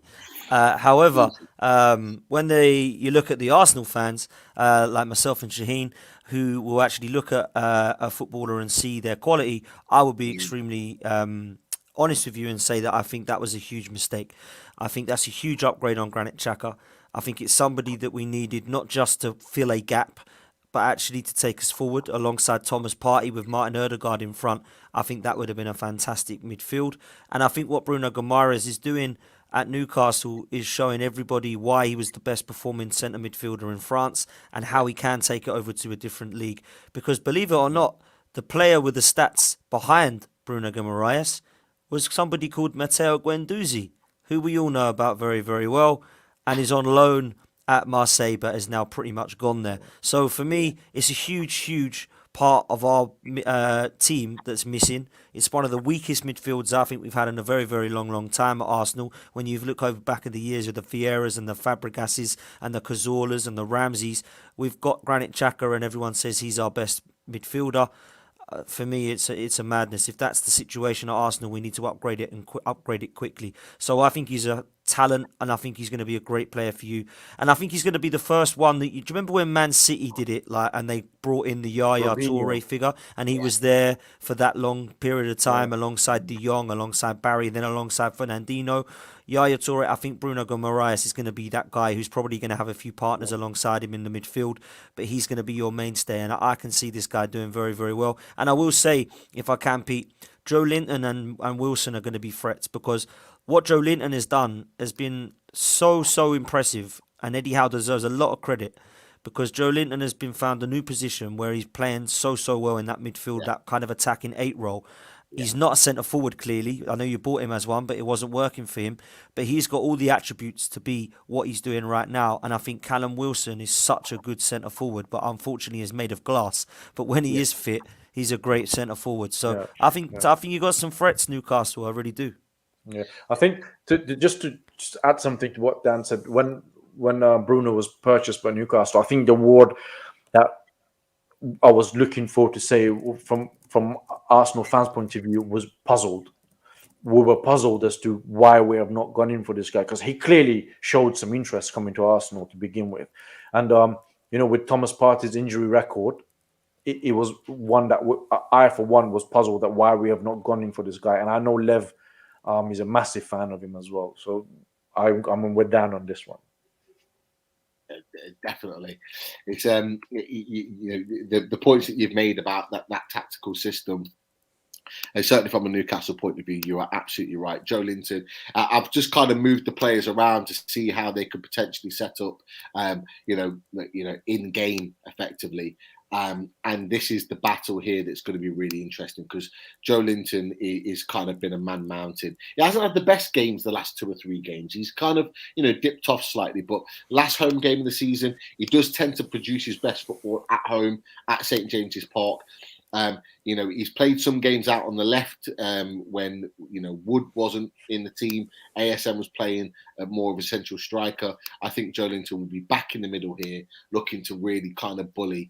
The one thing about our team here is that these 2 players are instructed to press the ball very, very high. You guys, and Shaheen in particular, you talked about the fact that these boys here, Burn and Shaw, might have difficulty because you guys press high up in the high with the ball. These boys are actually very, very good with the ball. With bringing Trippier in instead of Kraft, we have 4 defensive line, four at the back that are all very, very comfortable on the ball.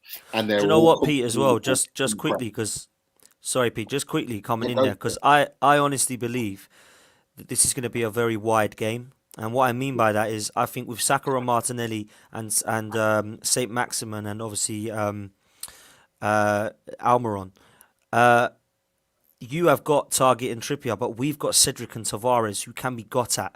So that's the weekly. If I was Eddie Howe, I'd be saying get Bruno to play that ball and Joelinton to spray that ball out wide. Make Wilson the nuisance that he is, but allow Saint Maximin and Almiron to take on Tavares and Cedric because they are the weaker links there. Whereas for Saka and Smith Rowe, although I would rather have Saka and Martinelli, I would rather have Saka and Martinelli than I would Saint Maximin and Almiron. I'd rather have Target and Trippier defending against them than I would Cedric and Tavares against yours. So I think that's where the game could be, a demand and could be key battles won.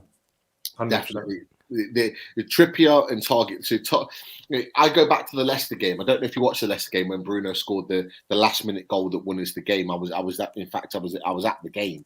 It was the Sky Sports Super Sunday, and the one thing is that Kraft and Target were given the role of getting up and supporting their wingers, but also being isolated at times and having the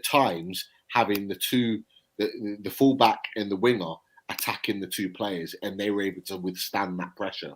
And I think if they allow that to happen and we break that press that Odegaard, Nketiah, Martinelli, Saka that are bound to give us, if we break that pressure, we get Joelinton, the likes of Longstaff, who I think will play, Bruno on the ball in attacking areas. And this situation might change. Bruno will play here at times and they'll switch over and Longstaff will sit and Bruno will get forward and try and get into the box. If we break that press, I do think, because Saka isn't necessarily the best defensive, and a lot of teams tend to double up on ASM. I think ASM might get the draw on Cedric to really kind of cause him some problems. Miggy would always look for that ball in and behind. He's got deceptive pace, and he will try and break those lines. But the key for me is Wilson, because we've got a genuine goal scorer. If any chance in the box pops up, he will put away. And that's what we've lacked. Yeah. Wood is a big, strong centre-back that commands the two centre-backs that will be big and bully. Wilson can do that, but he can also make the runs in and behind and cause problems. And I think, Dan, you're absolutely right with that. And it's going to be an interesting. But equally, you've got Odegaard that's a tactically very, very good player, very, very good on the ball. And Nketiah's look good. We've talked about him earlier on, although he's leaving potentially. He's good and he can break the lines as well. But, we've had similar players that Dan Burn and Shaw have been able to deal with. And they do have a little bit of shithousery about them, this back four.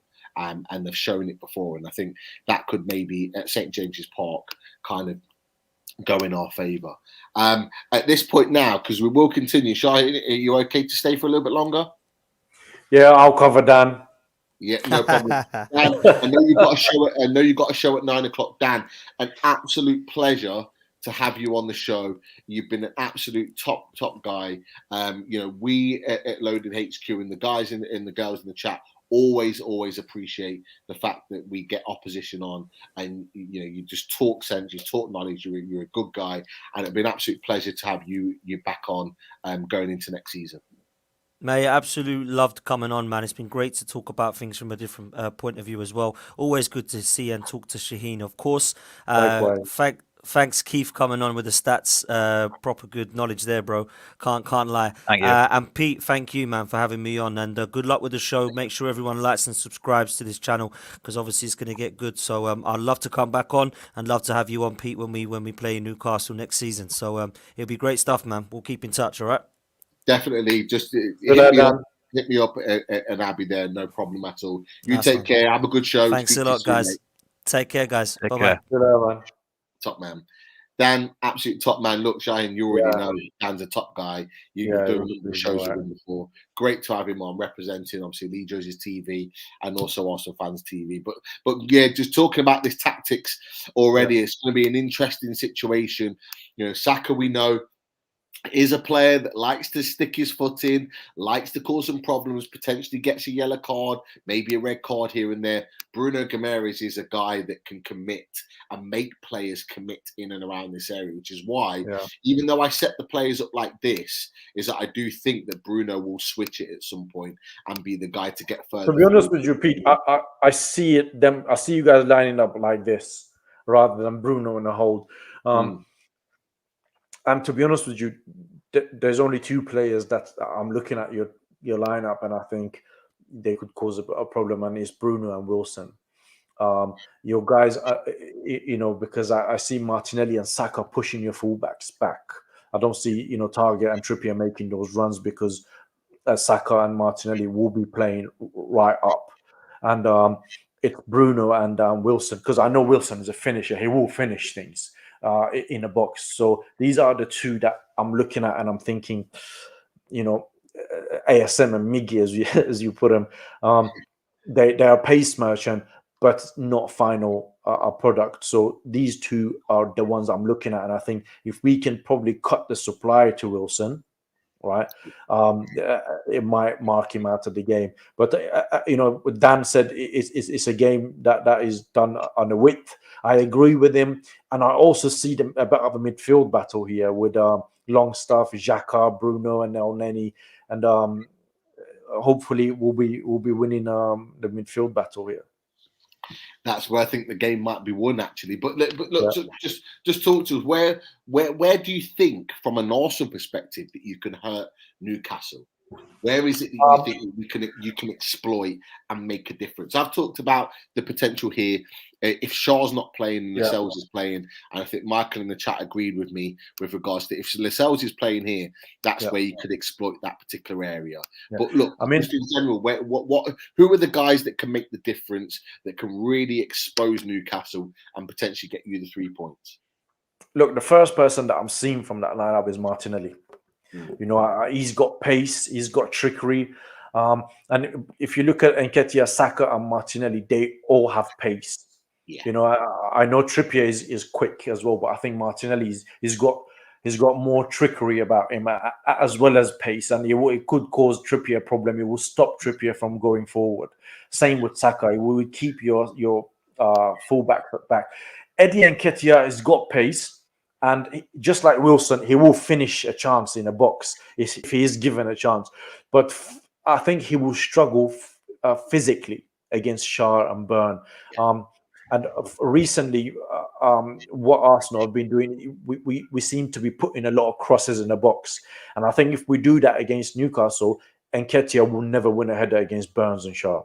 Because Burn I think he's 6'4" or 5. He's or at something 6'7", like I think. He's 6'7". Here we go. He's a mountain, and Schär is not bad in the air either. So the aerial battle and the physical battle, Shahin, I absolutely agree with you. I think that's going to be something he's going to find difficult. So it is those runs. Is he going to make? Is he the type of guy that makes the runs into the channel to kind of create space? Is he that type of guy, Nketiah? Yeah, I think the biggest problem that you guys have will be Saka and Martinelli cutting in or making a run behind. Odegaard, playing the through ball and depending what your attitude of your team is on the day. If you guys are coming out, if you come out and play, you will lose the game. I'll tell you that now, right? If you come out and say, right, you play, we play, you'll probably lose the game. I know it's the last game at home as well, and you guys want to send your fans off with in a good mood. So you have to get a balance of coming out and maybe trying to close the game off a little bit, keep Arsenal players quiet and attack us in the same time. I don't know how you feel about what I just said, that if you come out against us and you want to play toe-to-toe, you will lose the game. But that's how I see it. No, you know what? It's really interesting because I think that's how we're going to play. I think the last home game of the season, we've got nothing to lose. We're guaranteed to be in the Premier League next season. We've got nothing to lose. It's our last home game of the season. I genuinely think that we're going to come out. We're not necessarily come out to play in terms of commanding the ball, dominating the ball in kind of dominating possession. But what I mean is coming out to play is I fully expect ASM to be pressing here, Miggy to be pressing here, Bruno to be pressing here, and Joe Linton to be pressing here and here. And at times, it's going to be here. We're going to try and stop you guys. If you get the ball and you've got White and Tomiyasu, whoever plays the right centre-back, I know White, I think, is left-footed anyway, but whoever plays here, we're going to try and stop those balls into Xhaka and Elneny. We're going to try and make you go long. Because if you go long, we've got players that are good in the air that are going to win the ball in the air and make it difficult for you boys. Yeah, along this I agree. But the only thing that I would say with that is that if you're pushing up a lower, that might leave you exposed at the back, because I don't see any of your back four pace wise keeping up with Saka and Nketiah, and especially Martinelli. And I agree, and that's where I think Yeah. it's going to be the risk football. That Yeah. we under Eddie Howe, we do play risk football. We did. I mentioned it a second ago. We did exactly the same against Leicester City. Leicester City had a lot of possession, but we pressed high and we played risk football. And I talked about at times where Leicester City had their right back and their left, their right back and their right winger, pretty much 2-on-1. But we played that to ensure that if we broke the lines and win the ball, that ASM and Miggy would be in the position where they were. Yeah. I mean, look, if Eddie Howe looked at the game last night, I know we were down to 10 men, right? But if he would have looked at the game for the first 20 minutes, Tottenham sat back, and we struggled breaking them down a little bit, because and he might look at that and you think, if we come out and we'll play expansive football, and I know as he likes to do, you might struggle with our counter element and the pace of these guys up front. So look, I'm over the moon that you guys have nothing to play for, kind of thing, because if you had something to play for, it would have been a very, very difficult game for us. If we had to come to St. James's Park and you guys had to get 3 points in order to stay Premier League, I'm sure you would have played differently. But the fact that you come out, there's not a lot of pressure on the game, you stay in the Premier League, it might work well for us. It may not as well, but I hope it does. I hope your players are on the beach already, as they say, And then when you just come and but you know what? You say it's the last game of the season. You want to send the fans off, and the atmosphere will be. I remember the first game after the takeover. And I remember the Callum Windsor goal that he scored quite early on. And it was an amazing atmosphere. And you guys end up losing that game. Granted, it's not the same Newcastle team. No, you're right. But I just hope that from an Arsenal point of view, that your players are on the beach. They got one mind on the summer holiday or next season, and they're just coming out, try to play nice, expansive football, and we'll pick you guys on the attack with the pace of the guys up front. And we need the 3 points a lot more than you guys. And I think that's one thing that might work well for us. And that's where I think we might try and exploit that, the fact that you need the points more than us. We want to send the fans home happy, last home game of the season, but you need the points more than us. Keith, anything you want to add with regards to the tactics board, with regards to how you think maybe the Arsenal or Newcastle team may set up and where it could be won or lost? I totally agree with the points that Shahin's made there. I think Saka is one of the players who's really risen to the challenge, with especially with Aubameyang, that situation. He's came in, I think he's almost got like double the goals that he got last season. He seems to be a player that's really grown in confidence since the Euros and that experience. I think his dad's a Newcastle fan. I think he was a Newcastle fan as well when he was young as well. So I just think that might bring it again, a point of proof sort of thing. He might want to as well in that game. He'll be all fired up.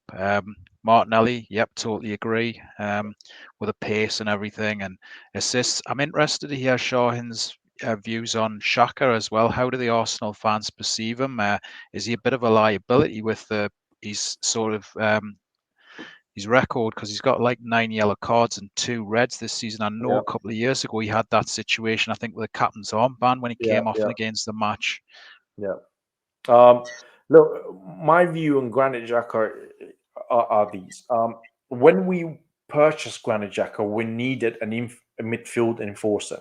It was between him and N'Golo Kante, and it was decided that we would go for Granit Xhaka for some strange reason, which I don't know what they are. So Granit Xhaka was a tough tackler in a German league, and he's got a very, very nice left foot shot on him.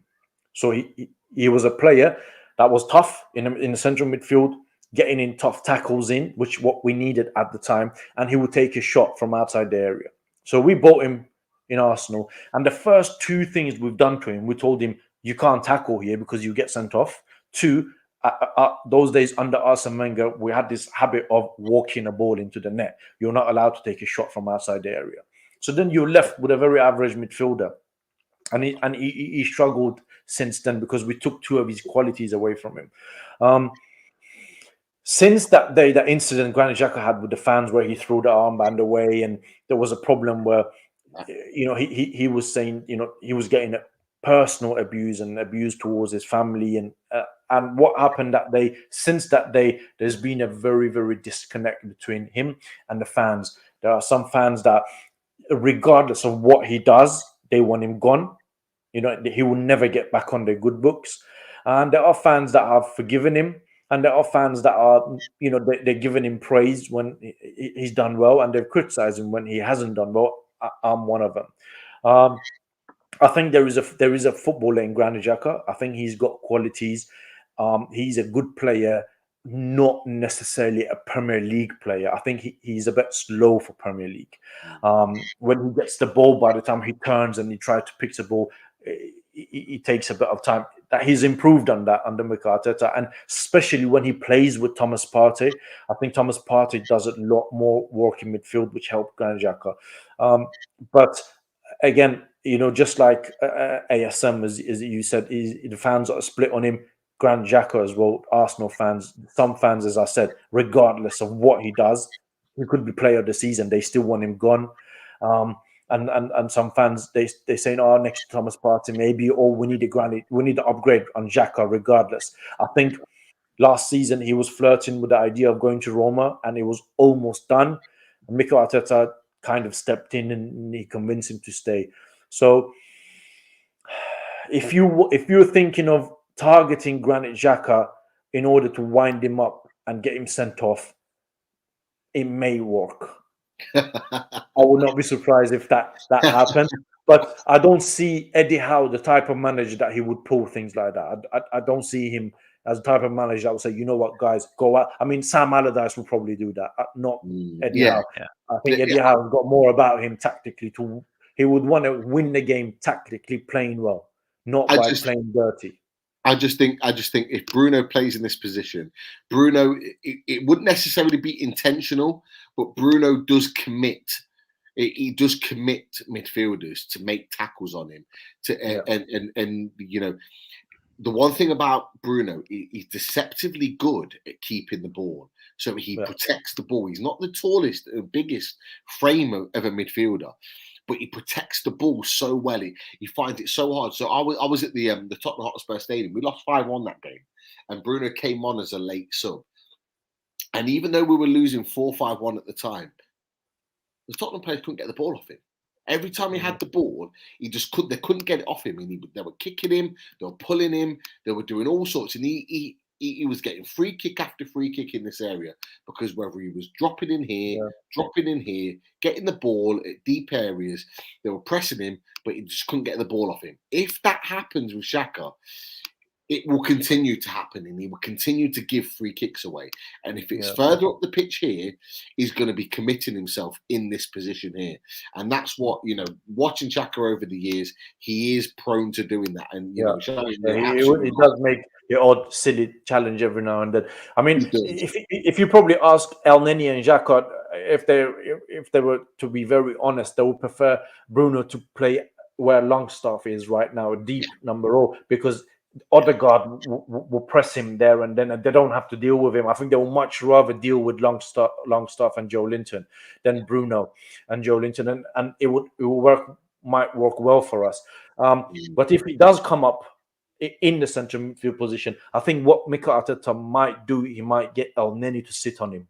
I think El Neni will be a bit more disciplined than Granit Xhaka, to just tell him, you know what, just sit on Bruno, make sure he doesn't play, because Granit Xhaka will probably be able to handle Joe Linton.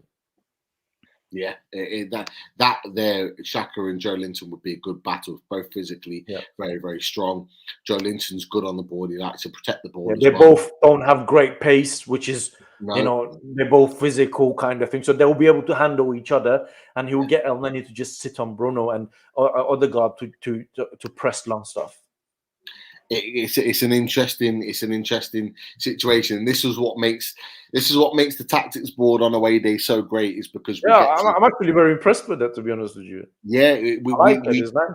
we love it. We love it on away days. We always have the tactics board out to discuss possible opportunities of where the game could be won and lost. But yeah, no, I really appreciate that. And like I say, it's interesting to know from an Arsenal point of view where the game could be won and lost from your perspective, as well as ours.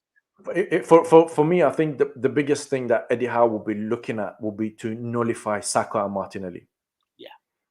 I think that's the biggest thing that he will look at, because look, Tomiyasu is not the type of player that would. I mean, we've got him on the thing that he's going to play centre back, but if he was to play wide, he's not the type of player that would cross the line and he will come to the opposition field and put a cross in. He would normally come and stay halfway line.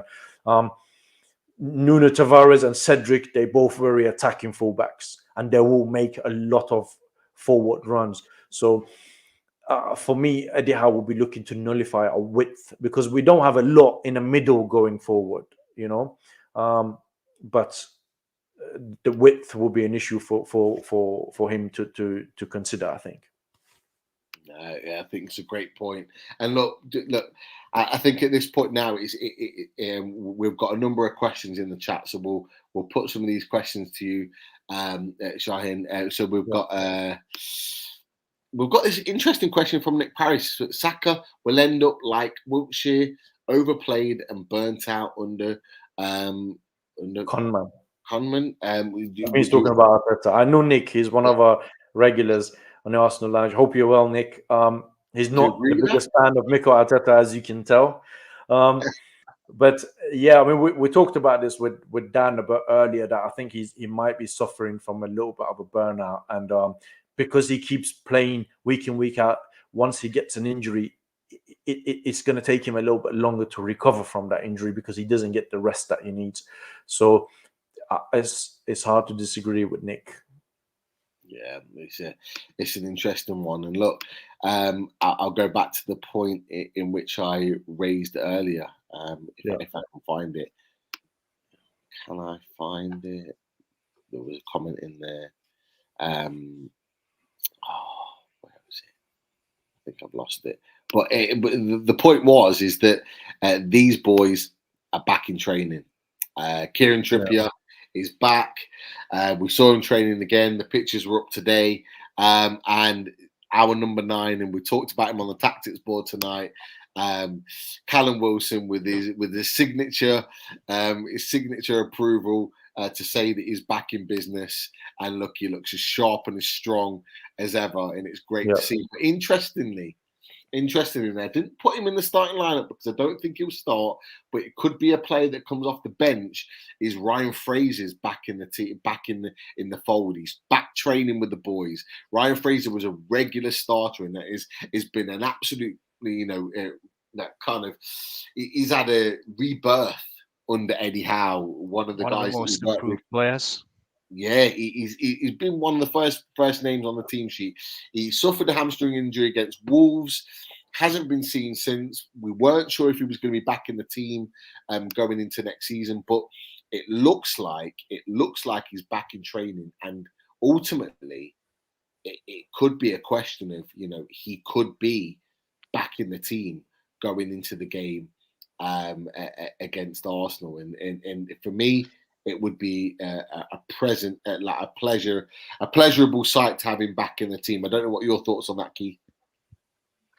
I think he's been much missed in the last few games since he hasn't played. I never thought I'd actually say it about Ryan Fraser, because he's had his issues over the last couple of seasons. I think, obviously, with the situation when he came from Bournemouth, I just think the fact he hadn't played for so long, he didn't have the best of starts, and the games he had away with the national team in Scotland. But now that he doesn't play for Scotland and he doesn't have the international duty anymore, seems a lot more focused. And since Eddie Howe's came in, as you say, player reborn.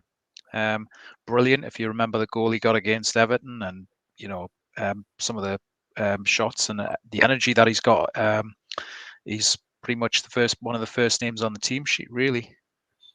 Yeah, no, I have to agree. Have to agree with you. And Trippier, Prime Minister, is very, very excited about having Trippier in there and Wilson back in the team. And his comments on there suggest that is the case. Yeah, just a quick question from Michael, a Newcastle fan. Shahin, Odegaard still on loan or is he permanent? I think he's No, permanent, right? we purchased him in summer for £30 million. Yeah, definitely. Yeah. I thought So that just to touch on what you said, I'll be very happy to see Callum Wilson on the bench. was.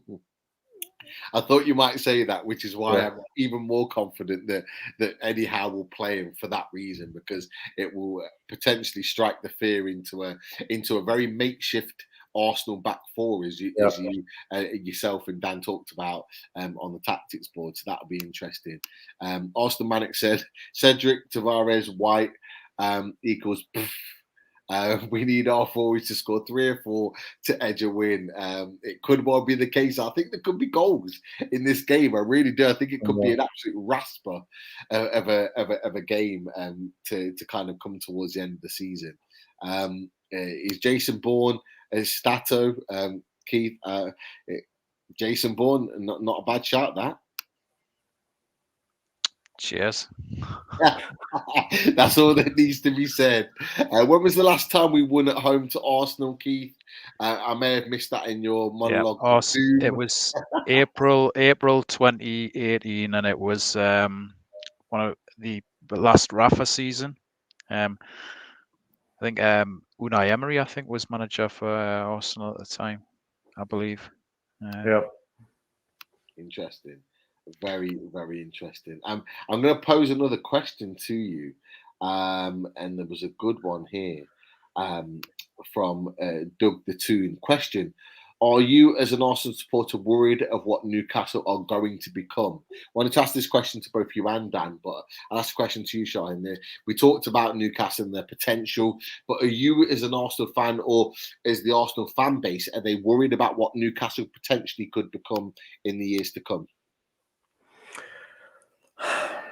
It's a very good question, actually, and it's one that was discussed amongst Arsenal fans when Newcastle takeover was done. I mean, we've done a couple of shows on our channel about this, and ultimately the answer is yes, because you've got an entity that has come in, have taken over Newcastle Football Club, who basically the budget is limitless. You essentially, you've got a country backing up your club, and one of the wealthiest countries in the world on that.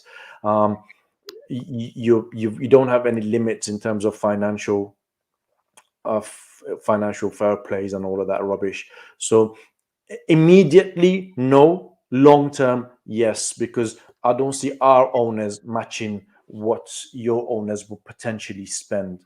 To answer the question, immediately no, long term, yes.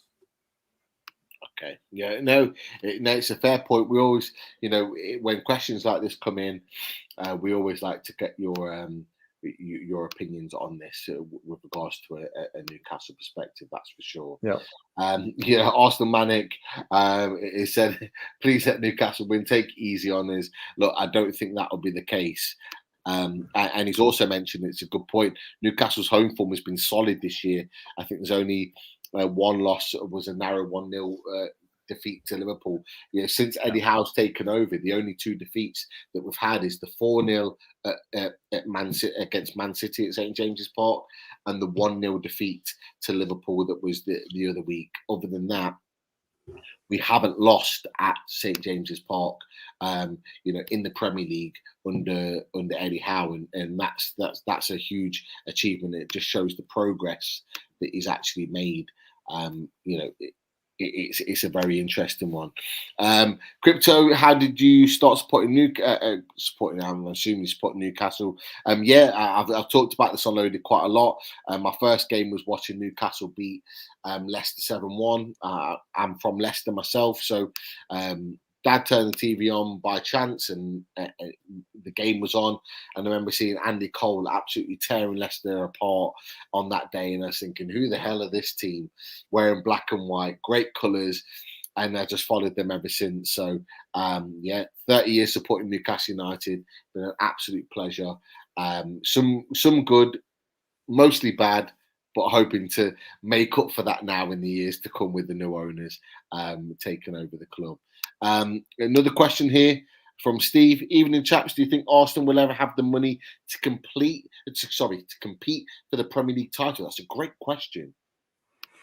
I don't think Arsenal will compete for the Premier League title under this ownership for a while, at least, and the manager, because Mikel Arteta is a novice manager that is learning on the job. In order for you to be able to compete for the Premier League, you need to be able to match Man City and Liverpool. You need to compete with them, and I think it's fair to say that Arsenal currently are a long time away from that sort of standard, because you need a very, very experienced manager. You could argue that Mikel Arteta made a mistake last night with the team selection because of inexperience, whereas an experienced manager would probably have gone in with a different tactics or a lineup. Do I think Arsenal will ever have the money to compete for the Premier League title? I don't think it's about having the money to be able to compete for that. I think it's about having the owner who is ambitious enough to want to compete. Because Kroenke Enterprise have openly said in the past that they're not here to win trophies. They're not here to compete for the Premier League title. Being in the top four is enough for them. So it's the ambition of the owner that is an issue for us. I mean, look, if you compare that to Abramovich at Chelsea, you could win the title and still get sacked. You could win the Champions League and lose your job at Chelsea, because the owner's mentality is one that I have to win, and I have to win well. And unfortunately, the owners at Arsenal don't have that mentality. If they had, they probably would not have appointed Mikel Arteta as a manager, and they probably would have made a lot more investment in Arsenal. So I think it's not about money; it's about the ownership and the current manager. No, that's a fair point. Very much a fair point. Jordan Toon for life said, I think Miggy will start. Murphy will start for Miggy, with Wilson leading the line if he starts. Interesting concept. Massive thanks to Dan from Jordan Toon for life. Arsenal Man said, Shahin doing double shift tonight. Big up. Steve, give us obviously thanks to Dan. Interesting from David Cook, one of our regulars. Arsenal boys very respectful, much better than the arrogant Spurs fans. Nobody likes Tottenham fans. Nobody likes Spurs fans, and they get battered everywhere they go, as the song says. But I can speak for myself and probably some of the Arsenal fan bases. There's always been mutual respect with Newcastle. Newcastle is not one of those teams that will come to Emirates, or when he comes, it's Arsenal, Newcastle. The fans are up for it. It's nothing like that. There's mutual respect between the clubs and the fan base, and as I said, for me, my first love and my team is Arsenal. After Arsenal, I've got a soft spot for Newcastle and West Ham. So I always keep an eye on Newcastle, what they do, and their fixture. And unfortunately, I haven't been to St James's Park or Newcastle, and it's something I really want to do, because I like Geordies quite a lot. I used to have a friend, proper Newcastle fan. He lived in Newcastle, and I became friends with him through somebody else, and he lived in Newcastle. Sometimes he used to come to London, and I'll meet him, and he stayed at my place for a couple of nights. Every time I met him, it used to take me about a couple of hours to get around the accent and understand what he's actually telling me, and then they will be okay going forward. But I learned a lot from him in terms of the Geordies and the cultures and the Newcastle and the culture of the club. So I've got a lot of respect for Newcastle fans and Newcastle Football Club. I'm not a great fan of the owners, but the history of your club and the fans. No, fair play. And we, I know lots of Newcastle fans in the chat would appreciate that. Wouldn't it be tragically ironic if Bruno puts an end to our top four chase? That would be very much ironic from our point of view, considering he was very much touted by Arsenal, and he scores the goals that maybe stops you guys from getting top four. That would be interesting. There's a lot of other points in here. I'll go through them. Foxy says, I remember Sir Bobby putting us top of the league in December after a 3-1 win away at Highbury. Man like Robert, I remember that game. Yeah, Laurent Robert. He was a terrific player, and he scored the goal that wrapped it up. The 3-1 win at the Emirates. 2 players sent off. I can't remember who got sent off for Arsenal, but I know Bellamy got sent off for us. You guys went, I think, as far as quarterfinals in the Champions League under Bobby Robson and those times. Remember Laurent Robert, Shearer. You had another couple of really good players at the time as well. Dyer. Kieran Dyer, Boyer. Yeah. They had the famous fight they had together as well. Gary Speed. We got to the second group phase, and we got to the point where we were 1 game away from reaching the latter stages, the latter stage of the Champions League. It was I think it was Inter Milan. 2-2. It was. Yeah. And I remember Shearer scoring at the San Siro, and the whole place erupted.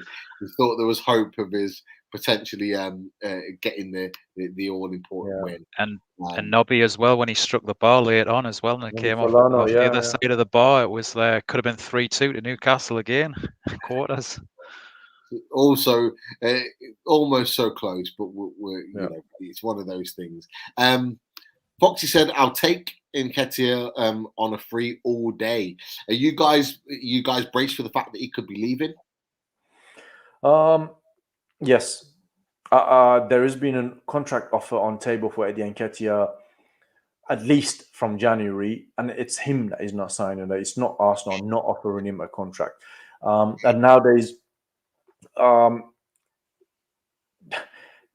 Arsene Wenger predicted this a long time ago, and I think nowadays you see a lot of players that walk away from their contract for free because they stand to make a lot of money when they join another club. I'll give an example. If Newcastle was to go in for Eddie Nketiah, they would offer him a huge signing on fee that he would probably not get if he's renewing at Arsenal. And because he's going on a free transfer, he could demand a much higher salary. Aaron Ramsey is a good example of that, where he left Arsenal to Juventus 500,000 euros a week, because he went there for free. So Eddie Nketiah, I think, will leave Arsenal Football Club. I think Alexander Lacazette will leave Arsenal Football Club. I don't have any issue with both of them. I'm a fan of Alexander Lacazette, but I think it's a right time for him to move on for the sake of his career and Arsenal as well. I don't think Eddie Nketiah is good enough for Arsenal Football Club in terms of being the main man leading the line.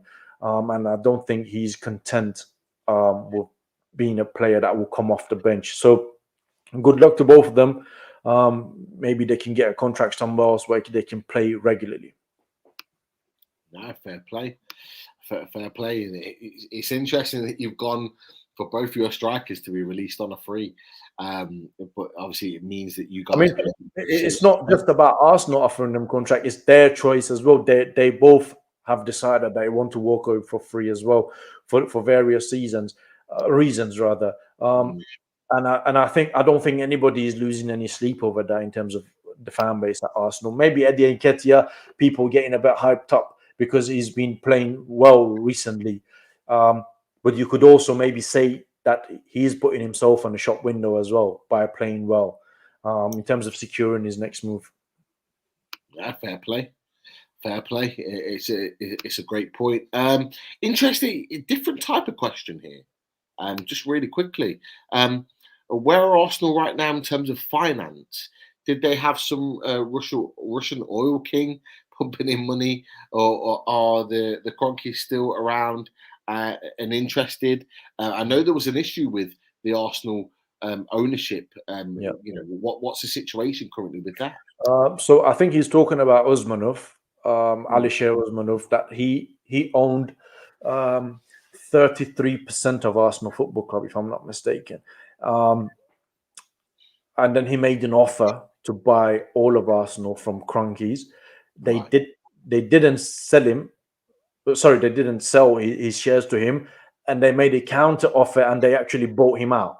So Kroenke, KSA, Kroenke Sport Enterprise, they own Arsenal Football Club outright. Interesting. Very interesting. But yeah, good to know from a financial point of view. Yeah. Arsenal Manic asked the question, how is Willock doing at the club? Do the fans like him?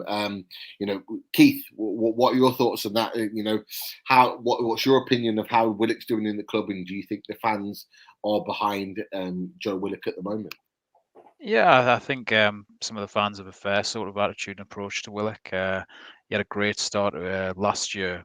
He certainly had when he came on the loan spell, I think there was the surprise element. He had a point to prove. There was a surprise element when he was coming off the bench in the midfield. He was surprising a lot of teams. I think at the start of this season, I think with injuries and the way he was being managed with Bruce, it didn't help his cause. And I think it's a shame what's happened with Willock, because I felt like he was just getting himself back into some form. You know, the goals he got against West Ham, and you know, he put in some good performances against Leeds, and I think it's unfortunate about the injury, and I would have loved to have seen him against Arsenal. I think next year is a big season for Willock. Is he going to force his way into that team a bit more?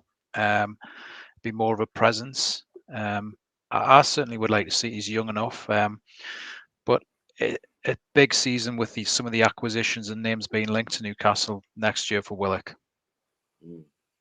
Definitely. It's going to be an interesting watch to see how his career develops. That's for sure. Yeah, talking about the Andy Cole absolute demolition. Michael was there on the day, and it was a fantastic watch. That is for sure. Some one or two other questions coming in. You know, Chris has said it's actually great to hear Arsenal fans who are level-headed and know their football, real football fans. Massive, very kind, Chris, to yourself and Dan for being on the show. That is for sure. You.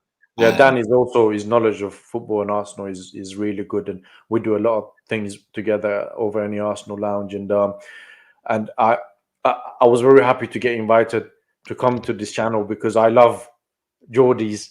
I love Newcastle. I haven't been, admittedly, and I haven't been to St James's Park, and I really want to come up to check out Newcastle, the nightlife, and just hang around the city. So I was very happy to come on your channel. It's you get that on your bucket list. Yeah. Sorry. Yeah. I should do. I should season. do. Yeah, I should do. I should come up. Even if it's not for a game, I should really come up for a weekend to Newcastle. And just check out everything. I'm a bit too old now for clubs and all that, but just maybe go to a right restaurant, bars, see what the vibe and what is it that everybody loves about Newcastle. You won't regret it, trust me. You say you're too old for clubs, but you know it's Newcastle's a completely different animal with regards to the rest of the country. So you will be out partying. So I've heard. It is the best nightlife. The most nicest people you could ever meet. It's always a pleasure to go back up to Newcastle whenever I get a chance. I'm there. One of my best mates lives up in Newcastle, so luckily I get to stay with him and get to go out and see the city and the people. But yeah, you will not regret it. Trust me. So make sure you make it as one of those things. Yeah, I intend to definitely do that. Charlie said, I once hit Maximin at Arsenal. The guy is phenomenal. So bigging him up. Ginger Hoskins said, for Newcastle to improve, Fraser has to be replaced next season. His goal output is shocking. He's Eddie's boy, but hardly offers a goal threat. What do you think about that, Keith? I think right across the field, I think the goals outputs can be improved by a lot of Newcastle players. You know, Almiron, I think there's a stat there about only 1 goal and 1 assist in 40 games in the last 40 games. So I think that's a fair point about the Fraser, the output. I think there was only the goal against Everton, wasn't there, this season? But he has been much improved, and certainly this second half of this season.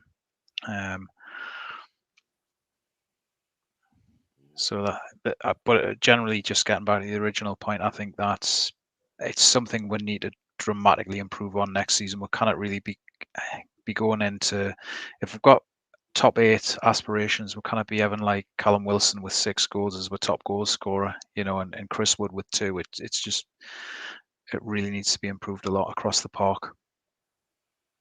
Yeah, definitely.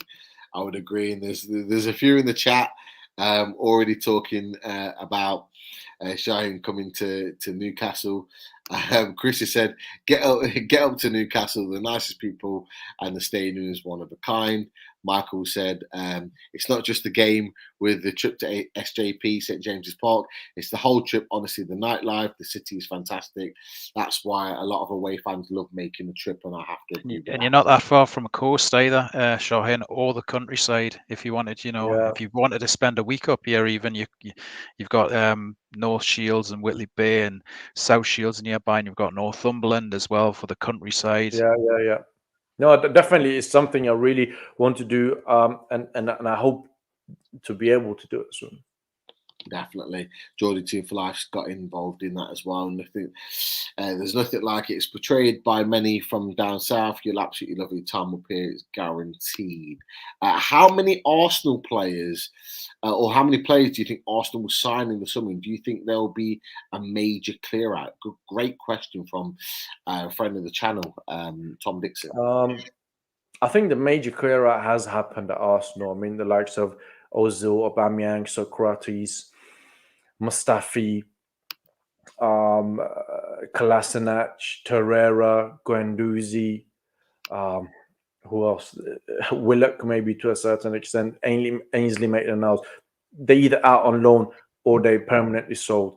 I think Arsenal, from the interviews that I've seen on Edu, I think they're looking at 2 or 3 top quality players. I think, especially with Eddie Nketiah and Lacazette leaving, I think we'll need 2 strikers for sure. One being a really quality striker. One will be the other one that will probably come off the bench, or maybe something different to the quality. For example, if we were to sign Gabriel Jesus, the other striker they would sign will be somebody that can maybe offer an aerial threat. Something different. If we were to change things up, it will be something different that will come off the bench. Listen here, it says, if you don't get Champions League, will Jesus still sign for Arsenal? Great question by Jordan. Probably, because I think he would still get to play Europa League, just because Arsenal have already qualified for Europa League, and he will get to play week in, week out. And I think that will be the most important thing for Gabriel Jesus, to play week in, week out at a club like Arsenal. He knows Mikel Arteta. He's worked with Mikel Arteta before, so I think that will be it. But I think Arsenal will sign 2 or 3 quality players. We're not the type of club that normally go out and spend on 4 or 5 big names. Historically, we're not a spending club. So we need a big summer.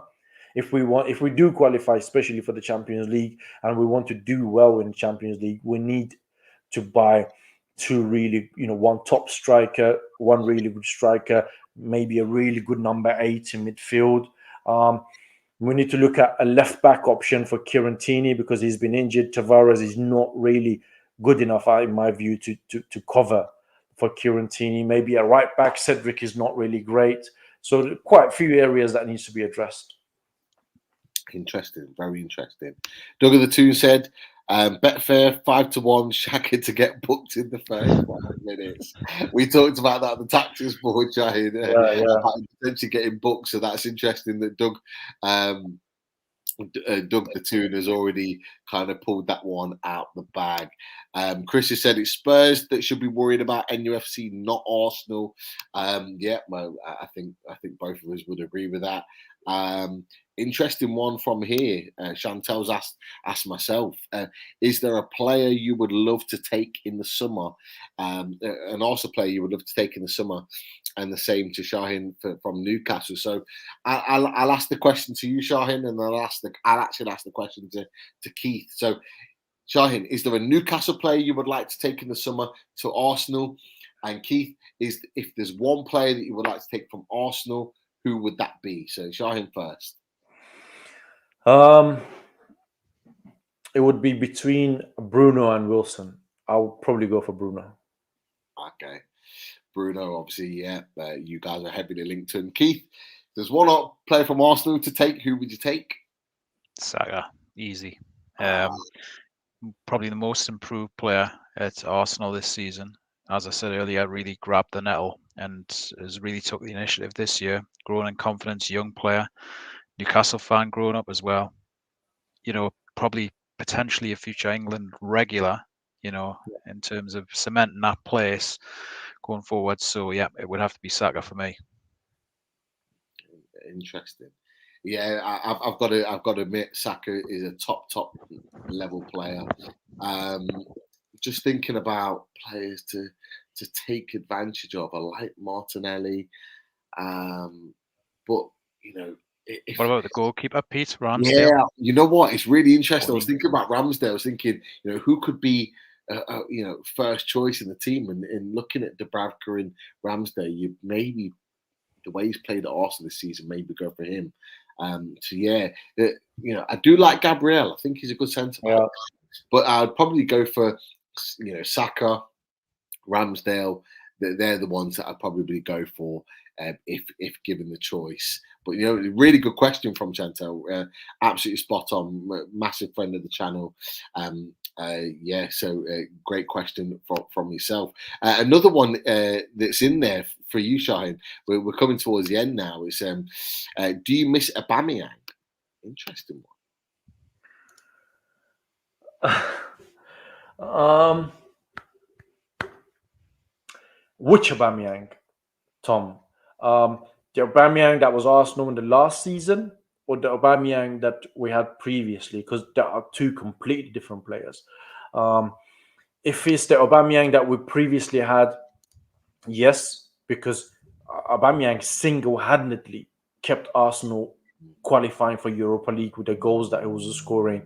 But the last season at Arsenal and towards the end of the season before, the goals was drying up. There was problems that was coming up out of nowhere. And it was not great. And it probably was the best thing that happened for both parties when he went to Barcelona.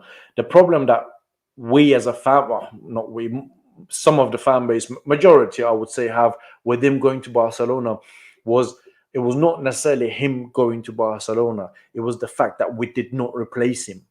You know, we let him go, and we didn't bring anybody in to replace the goals. And the one thing that I've always been very critical of the Arsenal board is that we have written off a lot of contracts and a lot of players with value. We bought Aubameyang for £54 million, walked away for free, written off his contract. Mesut Ozil, £40 million, walked away. Alexander Lacazette, £40 million, is going to walk away. Shkodran Mustafi, £35 million, walked away for free. Socrates, £17 million, walked away for free. Who else that comes to my mind? Ramsey went to Juventus, didn't he, on a free? I believe. Yeah, I mean, we didn't spend a lot of money on our Ramsey, but he walked away for free, where we could have got some money for him. Alexis Sanchez went to Manchester United for free. In the same time, we received £22 million bid from Wolverhampton Wanderers for Ainsley Maitland-Niles. God knows why we didn't accept that. We said we want to keep him. They kept him. He couldn't get a game, and then they ended up loaning him out to Roma, which is going to come back to Arsenal in the summer. So if you round those players up, it will probably come to over £200 million that they've written off, where they got nothing for them back, and they all walked away for free. Some of them, because of conflict with the manager, I mean, the likes of Ozil and Aubameyang, they walked away for free because they had problems with Mikel Arteta for whatever reason. And I think next one down could potentially be Nicolas Pepe. We spent 70 million pounds on Nicolas Pepe. They'll be lucky to get 20 million pounds for him now. Yeah, I would agree with that 100%. Last question in. Are Arsenal interested in Paqueta? I'm not quite sure they are, but if you heard anything from your part, your No, I haven't. No, I hadn't heard from that at all.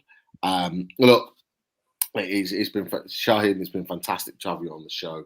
It's been a pleasure, man. Just before we finish, I just want to run through really, really quickly our fantastic sponsors. Simon's been in the chat tonight.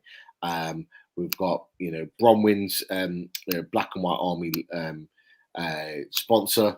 Everything is going to the food bank in terms of its revenue. 1881, massive supporters. If you haven't got a loaded HQ hat, this is the place to go. 1881, get yourself involved. Simon's been in the chat tonight. He is a huge supporter of the channel. There is no doubt about it. Get yourself involved with all the Shyburns gear that is available on the channel, and also Pins and Print. Pins and Prints are continuing to put out some fantastic stuff with regards to Newcastle United. The split kits are very, very popular. Obviously, we've got Kieran Trippier back now. Hopefully, there'll be a couple of Pins and Prints moments that will be coming up very, very soon as well. Just a reminder, massive thank you to everyone. We are 3,000 subscribers up. If you haven't subscribed to the channel, please do. We are now on the march to 5K. That is the next milestone that we're working towards. So please support us on our journey. We have the Arsenal reaction on Monday night after the game. Fingers crossed it's 3 points, and we'll be talking about that a little bit more. And as well as that, shows to come up, we will be back. If you haven't watched the Loaded Toon review show on Paul's Toon review channel, get involved in that. It's a fantastic show. I really enjoyed being a part of the group on that show. And Paul and the gang will be back on Loaded this week. Some information will be coming out on Twitter. Keep yourselves abreast of that. And as well, the big show coming up, Mr. Sean Casey, friend of the channel, will be on to talk all things transfers. He's already nailed one on the head in terms of our new director. He did message me out of the blue the other day and mentioned that we were going to get a new director, and actually told me who it was. And all of a sudden it popped up today, and obviously he put me in that tweet to say, I told you. And as it says on there, like I said, he was absolutely spot on. Just before we end the show, just a quick round of predictions. Shaheen, at the end of the game, 10 o'clock Monday night, what do you think the score is going to be? 2-1 Arsenal. 2-1 Arsenal. Interesting. Very interesting. Keith, are you thinking it's going to be, I know, Keith, you like to be on the fence. Do you think it's going to be a point for the Toon, or do you think we're going to go all out for the win and get the 3 points? Yeah. I think it's going to be an open game, lots of goals in there potentially. Arsenal haven't kept a clean sheet in 8 Premier League games. I think it was Leeds, or something, when the last, not Leeds, sorry, but it's been about 8 Premier League games since we've kept one. So I think I could see this being a 2-2. Lots of goals in it. If you'd asked us a couple of weeks ago, I would have said 2-2. But I think that result against Arsenal last night was the worst possible result for Newcastle on Monday, because Arsenal, again, are going to be forced to come back with a response, particularly with Tottenham playing at the weekend as well, potentially getting that gap a little bit and going into the top 4. So I want it to be 2-2. I want at least a point. I want this season to finish on a high. So I'm going to sort of put my neck out for that. But I think it could easily be a 2-1 to Arsenal. But I want to be hopeful and say 2-2. Interesting. So Chantel's gone for a 1-0 win. Jordy Tufalas gone for a 3-1 win Newcastle. Steve's gone for a 3-2 to the Toon. Wilson, ASM, and J7 Joe Linton. I'm gonna go for a 3-2 Newcastle. I think it's gonna be goals in this game, but I think the fans, the fact that we're at home, the fact that we're under the lights at St James's Park, it brings something very, very different to this. And I just think the lack of defenders at Arsenal may be the difference in the game. But look, we'll see what transpires. We'll see what happens. Tom's gone for 2-1. Michael's gone for a 1-1. It's going to be a harder game, and he could well be right. But we'll leave it there. Shahin, massive thanks for you to join the show. Oh, man. Go and get your dinner, Pleasure. because you've done back-to-back shows, and really, I know, really yeah, I've been. I did a show with Lev on the Arsenal Lounge from I think it was 6 to I think 6 to 7. I did the show there, and then I had a half an hour break. I was trying to do some stuff, and then over with you guys until about now. So I'm due to have my dinner now, a well-deserved dinner, and then that will be it for me for the day. But we've been doing this for about 2 hours and 20 minutes, and honestly, time flew by. I really enjoyed the conversation.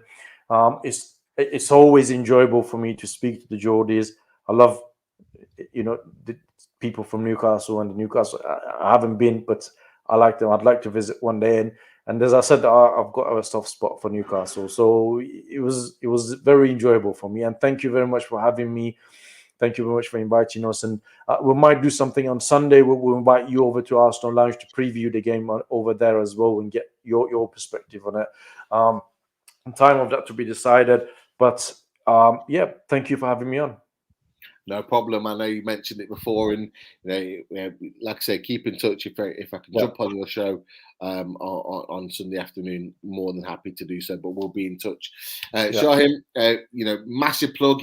Anyone in the chat Newcastle related, if you've not subscribed to Arsenal Lounge, please do. Fantastic channel. They've had some great guests on. So make sure you show your support, just like they've shown support for Loaded HQ tonight. Keith, 00 Stato, always a pleasure to have you on. Great stats as always. And look, fingers crossed, Newcastle United will get 3 points, but I think it's going to be a fantastic game regardless anyway. And until then, as always, we do love playing away. You guys take care. Have a fantastic weekend, and we'll speak to you soon. Thank you.